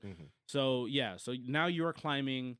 There's no aid at all from the ballast. There's no sections that require aid from the ballast. So there's that. Again, you're in this frozen kind of tundra section, right, while holding them. And then you end up at this monolith, basically. Correct. Looks like kind of like a bell tower almost, right? Yeah. I guess like in most other games, it would look like a bell tower because there's a section inside of it. Yeah. There's a section outside of it that you mostly climb for the most part. It looks like it used to be like kind of a temple. Kind of, right? Yeah. There's a giant like golden, some sort of spherical-esque kind of thing, almost like a gyro. You know what I mean? And there's also a bunch of constellations on said monolith. Yes, there are. And side tangent here, I climbed all of them to activate all the lights. I thought I was going to do something. Didn't do anything. So I also did that because I was thinking like, maybe this is going to signify a final special ending or something. If I do it all, nothing. No, because there's like 2 specifically that are out of the way. So I did them anyway. I literally went up to the top of the climbing section, climbed back down to activate the one, and then same thing on the other side of it. And no, it doesn't do anything from my understanding. It's just more just like, I think you want to just do it, you can just do it, basically. Okay. But you also get to see the constellations, obviously, lit up when you're doing so, right? Because it's showing the constellations are like basically ballast. Yes. It's like imagery of the ballast flying in the air, basically. Yes. And then you get to the top of this spire, or this monolith specifically, and the protagonist tries to activate the last beacon, which is again that giant gyro, and nothing happens. The protagonist puts the ballast down right on the side of it to ask to see if it can anything for you, right? Nothing. The little guy is basically completely tucked it out. He's again very unwell in this moment. Yeah. Eventually, in like a moment of desperation, they try to blow through the conch again, and then try to activate it. And even though it does activate, but the sound travels, but the thing doesn't actually activate. Yeah. But the other ballasts do start to wake up because of hearing said call. And a lot of them, they start to just spring up out of nowhere. And you kind of just see this kind of like ascension of all of them kind of coming up, right? And then, surprise, little man's good. Little man is We're good. Everyone is okay, yeah, guys. and then the thing, I guess, essentially does activate. Yes. But we see this kind of like glowing wormhole-ish, kind of like glowing Aurora Borealis-esque kind of lighting above the monolith. Yes. And they all start ascending basically up to it, right? And then so does your tiny ballast. The tiny ballast just flies along with one of the larger, older ones. And right before it does go fly off into the distance, it comes back to the protagonist. Basically, they have a little moment, and then it goes back out to fly off on its way. And the ending shows that the some of the flora starts to blossom again in this kind of frozen tundra that is at the top of this mountain / spire, and then we kind of just see and then we see rain again in this water so, like consistent rain and water coming down and why it's so important in this section is because even though we mentioned it looked like it was kind of thunderstorming in the previous Mirage in section 5. It looks like it's thunderstorming, but there is still no moisture really there. It's just wind and lightning. So we assume, there's rain. Our brain, like my brain anyway, kind of filled in the blank. It's clearly it's raining. And I was like, there's water. It's like, there's not. It's not water. It's just high winds basically. Yes. And we finally get to see like rain show up in this game. The nature around starts to flourish again. Yeah. And then we just see this side profile of the protagonist, and then screen goes to black. Yeah. That's it. Journey completed. Yeah. Journey completed. We got the water back. We got yeah. And how do you feel about the ending? I mean, it's a happy ending in my mind. It's you lost a little blue guy, but all the blast coming back, little blue guy being okay in the end, getting the rain to come back. I mean, it's it feels like you completed like Bianca's journey more or less, like, and like I say that not like not the journey of her party, like the journey that she probably was meant to do. Yeah, to try to find the water again. Yeah, that's basically what it was for her. Yes, and it feels like you completed that journey for her. Yeah, and because from at least our understanding, her journey essentially ended at the top of that base camp. That's base camp of the Spire. Yeah, she never got past that basically because at least incentive, like at least like it feels that way because like we see the ballast with like spears and nets around it. So it's like, okay, the expedition group she was with angered them. Yeah. So they never helped out the people. Yeah. So and it's hard to say like what happened, like what caused the drought, what started everything. Like was there already people that were doing that to the ballast where like they were trying to like hunt them and they stayed away? Was it they were gonna go ahead and help and then her hunting party came around and did something? You know, did she realize like, oh, they just want to be left alone and peaceful? Yeah, and, like they live alongside them, but they don't want to be interacted with, basically. Yeah. Like the game does have a relatively open-ended story, even though like there is like a soft ending here because obviously the rain has come back, right? Yeah. But that's the end of what we get to see. We don't see the restoration of all of the water around the area, right? Yes. Because it's a vast desert around it, right? Yes. You see it going throughout the game, especially in like some of the sections near section 3 and 4. Well, section 3 specifically, where you go out to this kind of viewing point, you look out, and it's just endless desert. There are like giant cargo ship looking things, just stranded in the middle of sand. Yeah. So it is. It's what's the word I'm looking for here? It's implied that the water was, obviously was there, but it is gone. Like until as far as the map can render, it is just desert basically. Yeah, some of the letters goes into like they talk about like the tide and everything receding and stuff like that, but some of the letters like goes into discussion of like, oh, the ocean disappeared. Yeah, like it's gone. The ocean is gone. Any sort of water, regardless if it's salt or fresh water. It's a cycle, right? We're not going to go into the science class here, but okay, water evaporates, comes down, fresh water, that's usable water. Okay, guys, right? write that down. That's science. It's going to be on the quiz later, like, at the end of the podcast. But yeah, like, so any source of the largest main source of water is gone, basically, for all these people. It's like you going to the beach and then like being like, oh, there's no ocean There's here. Nothing. Yeah, exactly. This is weird. Something's wrong. So, yeah, again, here, like, we don't know, has things been fully restored where now it'll just rain and basically reflood this area so you have water again? Is it like a Noah's Ark level situation where the water has to flood the world, basically? Yeah, we don't know. There's nothing specifically that says exactly what happens here. Yeah, I'm like, this is not I don't know if that's a survivable event. Yeah. The flooding. I mean, if you're at the top of the spire, you're good. yeah. But just waterfalls. Yeah, but like, so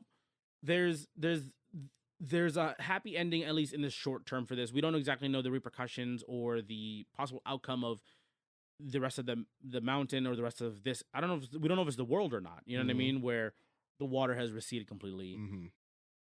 Where if everything can kind of come back, and then civilization can kind of respawn, and everyone can return and come back to it. Right? We don't know that. Yeah. We just know at least in this moment, in this one protagonist's experience and expedition, and it's still single person expedition, they experienced a single moment of respite and hope coming back, basically. I feel like that covers it well. Like it was a sign of hope. It was like, hey, like you completed the journey, you brought the water back to the tower, and it's like now, like, what's next? Yeah. And it's a beautiful story.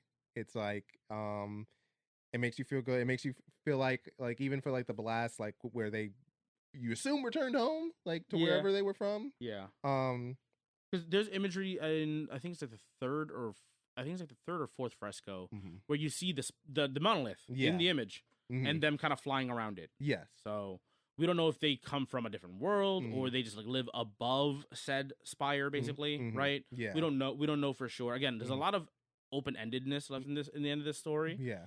Did you feel slighted? Did you feel like shorted or slighted by that, or no? For games like that, I always like expect the ending of the story to be kind of like that. I don't A little open-ended? Yeah, I don't go games that go ahead and give like vague storytelling in terms of like and like the storytelling was super vague. In terms of like a conclusion. Yeah, like I feel like games that are like, I don't know, like I think of like Dark Souls, where like the story is told by a lot of like imagery and lore and some lore like sprinkled myths on. almost, basically. Yeah. And things like that, where like there's not a real like super concrete ending or a solution or whatever that comes from like those games. It's like you go ahead, you fight the final thing, you do whatever, and then it's like, now what are you going to do? Like, are you going to like take this power for yourself? Are you going to be the new big bad? Are you like the one that saved all of the like Ashen or whatever? Yeah. And it's like, that's kind of like, I feel like what it is with this. It's like, okay, we found the water. Now what's next? Are we rebuilding civilization? Is this person now the owner of the entire tower? Is the rest of the world still affected by this? Is this the tower okay?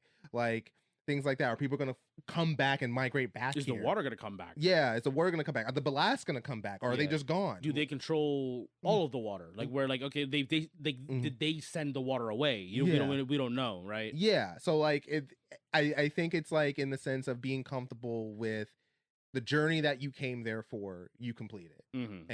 and mission accomplished. Yeah. And like that's kind of like the mindset I kind of have with it, and I think like some people, not saying what they should think or one way or the other, but I feel like that's a good mindset to have with it. Of like, hey, you completed your journey, like what's next is going to be what's next. You will figure that out, and like you just go on. But yeah, it was like a happy ending. Like you did right by the creatures that were there. You did right by the tower and like trying to give it a second chance. And yeah, it was just a good well ending. I mean, it could have been worse. You could have just like if little guy died, like we would, you know, I would have been sad. yeah, like yeah, it would have sucked. It would be like, oh, I guess all the whales are dead. Like, that's awesome. Yeah, great. Now this game just like it just stabbed me in the heart. Yeah, and just left me like, left me to cool. deal with it. Cool. Like that's I was like, yeah, that's awesome, I guess. I'm gonna spend the next 3 days angry at this game and crying in my room. I'm glad I did all that. So yeah. Yeah. So again, like you mentioned, like other games, like storytelling games and stuff like that. Like again, like artsy fartsy games, for lack of a better term. Yes. Or for I guess the honestly, we have a proper term for other unga bunga types. Like yeah, there's unga bunga games, there's artsy fartsy games. Yeah, exactly. So like in terms of this, where does this end up for you, and if your personal like an experience or rankings? Because I really enjoyed this game. I like heard about this game, thought like, oh, this sounds kind of interesting, and I was like, I'm probably gonna get a good time out of this. And then the more I look back at this one, again, it only took me like 8 hours to really play, and then 10 hours to finally finish and grab the last couple things that I missed on the my first playthrough. Yeah. I don't think this game has a lot of replay value in that sense, right? Yeah. It's more of like a you experience it once kind of thing. You kind of like, okay, cool, I understand it now. I really enjoyed my time with this game. Like, how about for you? Like, where do you, if you could rank this against anything else, or what do you consider it kind of like being the same wheelhouse as for you? I enjoyed the game. If I could put a number on it, probably like 4 out of 5 or something like that, like 8 out of 10, whatever. Yeah. But yeah, it's a game that, like I said, like it does a good job of building upon itself as you get deeper, in both story and in like gameplay mechanics. Like you said, a masterclass in storytelling with imagery. And I like, in terms of like independent games or artsy games that I've played, I feel like it's up there. Like I probably put it above Journey, like, because Journey, I feel like while it was like good and like entertaining, I feel like it was kind of one-dimensional compared to this game, where I feel like this game like checked off so many boxes in terms of like gameplay and story and things like that. Okay, yeah. And like, so like I said before, I don't know who I would recommend this to, because I feel like it's a niche group, but at the same time, like, it's definitely, if someone's like interested in games with like story and like, or just like chill games and that you're just along for the ride. I think this finally calls it like cozy chill yeah, game. Cozy game. Yeah, like this is definitely a game to play, like 100%. Yeah, I enjoyed it. I'm glad I got through it, and yeah, I enjoyed the ride. It was fun. You got a good recommendation. I think that is what this game is meant to be. It is meant to be kind of like as much as, again, like that open ending may not be satisfying to a lot of people. At least from what I've seen, some of the comments that I saw, even though people praised the game, the comment was like, I wish I got to see more of what happens afterwards. I think that's I think that's kind of the point. I think that's like, it's funny because people like may like be saying that as a criticism, but I feel like that's like one of the biggest compliments for that game, is that you get to the end and you're like, oh, but I want it more. Yeah. And like even just to see it, I don't have to like play anything else. Yeah. I just want to see the story get continued. But like, I feel like that's so like, I think that's what I appreciate about it. And like, it's like watching a great movie. Like if you get to the end of the movie and you're like, cool, like I'm glad that was the ending, like we're done. You know, it's a good movie, but like, you know, that it is what it is. But like if you get to the end of a movie and you're like, man, I really want to see more. Like, oh, I wish that went a little bit longer, or like things like that. And not saying like, you know, you don't want like a crappy ending, like end of the a Sopranos type deal, like like where it just fades to black. Like you Yeah, want yeah. like an ending where like this is the solution, this is the and end. it feels like unsatisfactory in a sense, right? Like some people Yeah. are like, oh well, clearly it means he got shot in that in that Yeah. moment, right? You know, Yeah, like, yeah, like, yeah. no, that's the end of his story. Yeah. But that's the thing, though, right? It's the protagonist's story. Yes. It is the end. It is like, you're not out there to save the world. Yes. But it just happened to be the protagonist did happen to save the world. Yeah. You know, or at least their world. Yes. You know what I mean? Like they don't know, but we don't need to see the rest of it. Like it's implied that like we're gonna see more is to come, but Mhm. it's not for us to experience. Yeah, and it to me means that they did such a great job of building the world And around the storytelling around it. protagonist Yeah. that even though the protagonist story is done, the world now you're so invested in Yeah. that like even if we did another game where a different protagonist popped up and like in a different part of the world, you may be now invested into it. Mhm. Not saying that's what they should do, but I'm just like I feel like that's really difficult, especially in single player environments or like things like that, is to make the world feel so alive that you are still invested in the world beyond the person. Yeah. Yeah. Like where this story ends is like, damn, I kind of gotta get back into it again. You know what I mean? It's like, that's one of the quotes about like storytelling, right? It's like always leave the reader, or like in terms of like like especially like books, right? It's always leave the reader wanting more. Exactly. It is that for this. Yeah.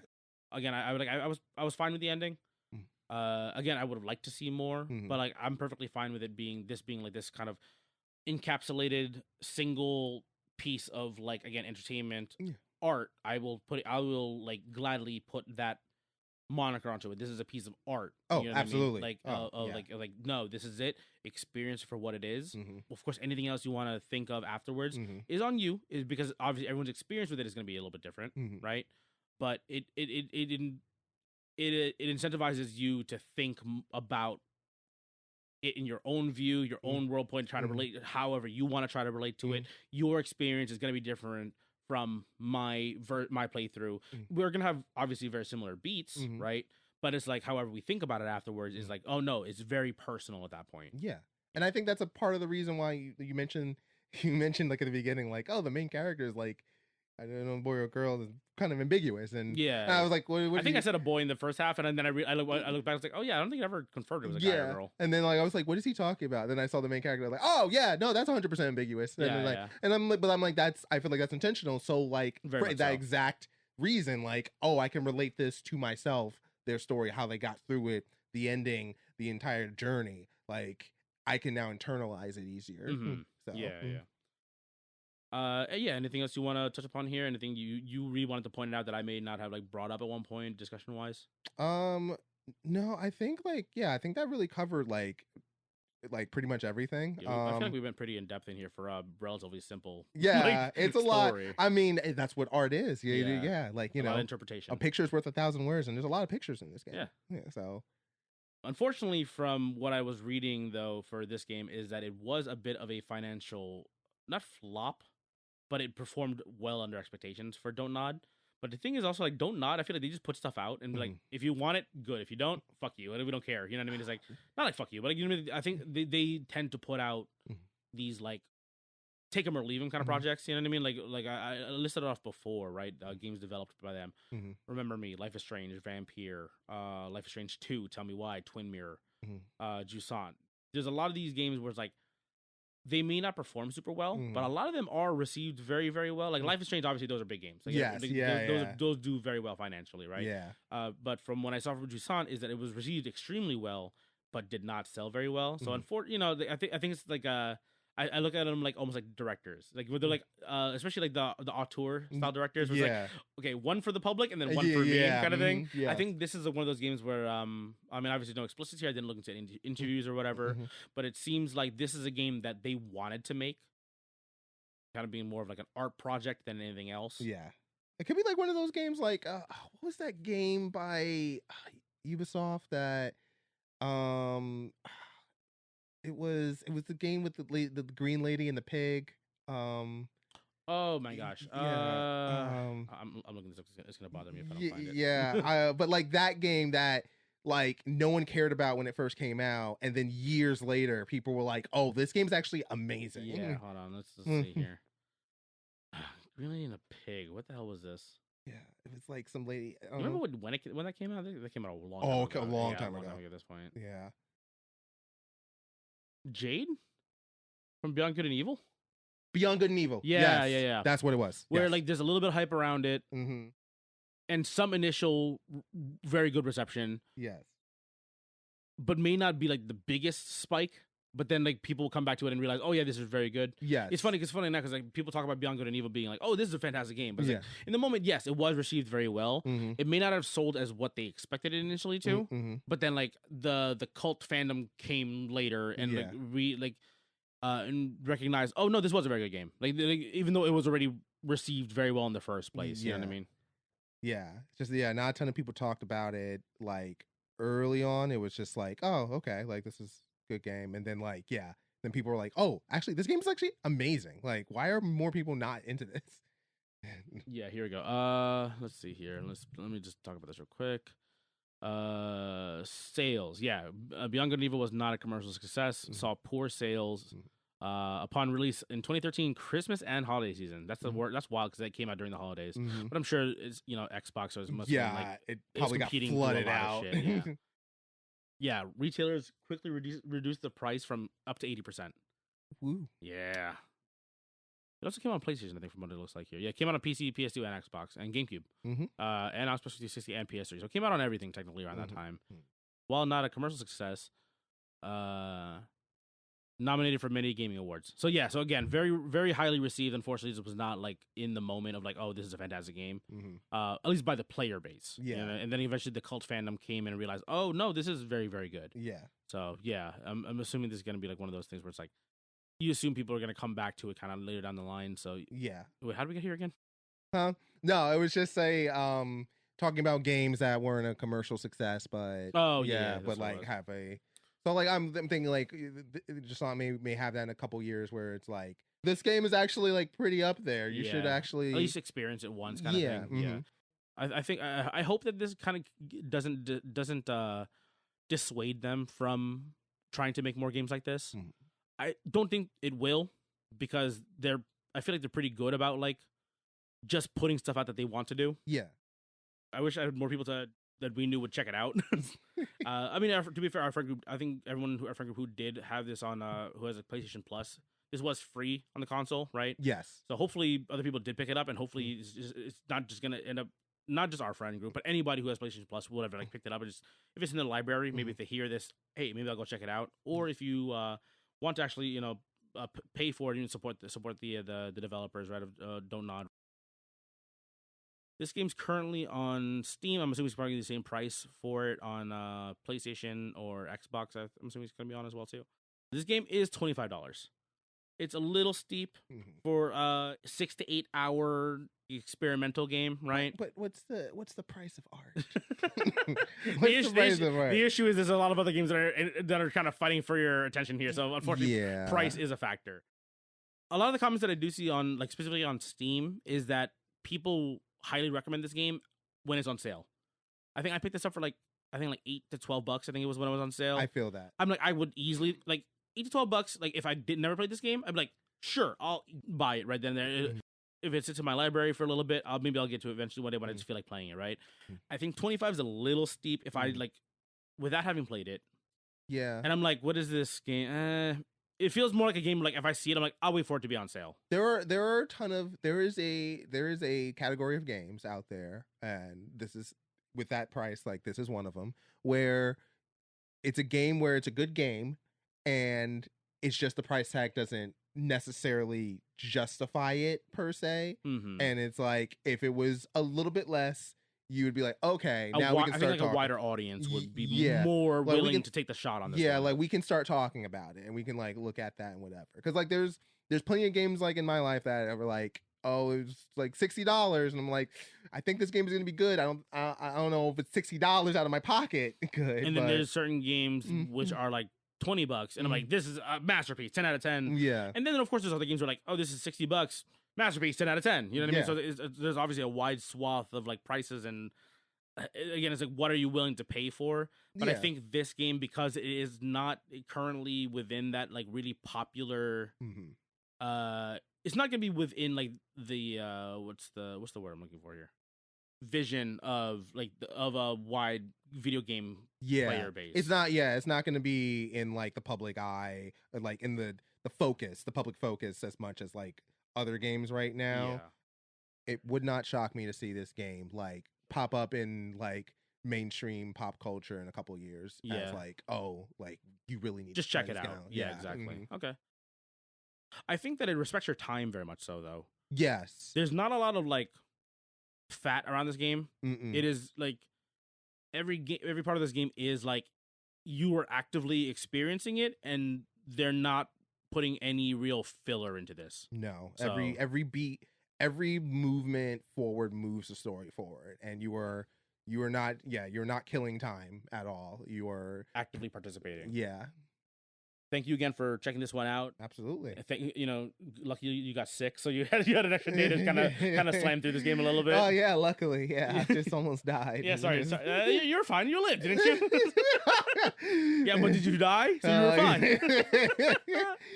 Yeah, that 102 fever. Just You'll be killing time. Be fine. Just some Robitussin. You'll be fine. You're good. Robitussin. Yeah, that's how my family fixed it. Oh God.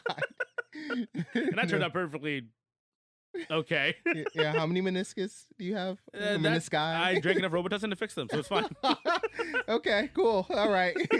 We're gonna play some basketball later. And Yeah, let's go. It's like 95 degrees outside. Heat stroke, Robitussin. Here you go. You got it. It'll fix you. But yeah, man, cool. Thanks for checking this one out. Appreciate you for your time. Thanks for coming to actually record in person. It's always fun to hang out with you. Yeah, great to see you. So, listeners, if you guys like this episode, leave us a like, leave us a review, share us with a friend. We really appreciate the support from all of you guys, and thanks for always checking in our guest episodes. These actually all tend to do pretty well. I think people are tired of me and Jeff. But listeners, yeah, check us out on all the audio streaming platforms. We're on basically all of them at this point. And again, Jeff has gotten us onto YouTube as well, if that is your main audio podcast platform. And we'll see you guys in the next episode. Take care.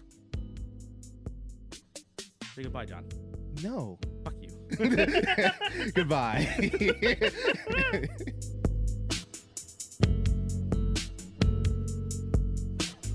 Remember going to like Warp Tour at like 7 in the morning, 90 degrees outside, Rittingstown Raceway, just like out in the freaking asphalt.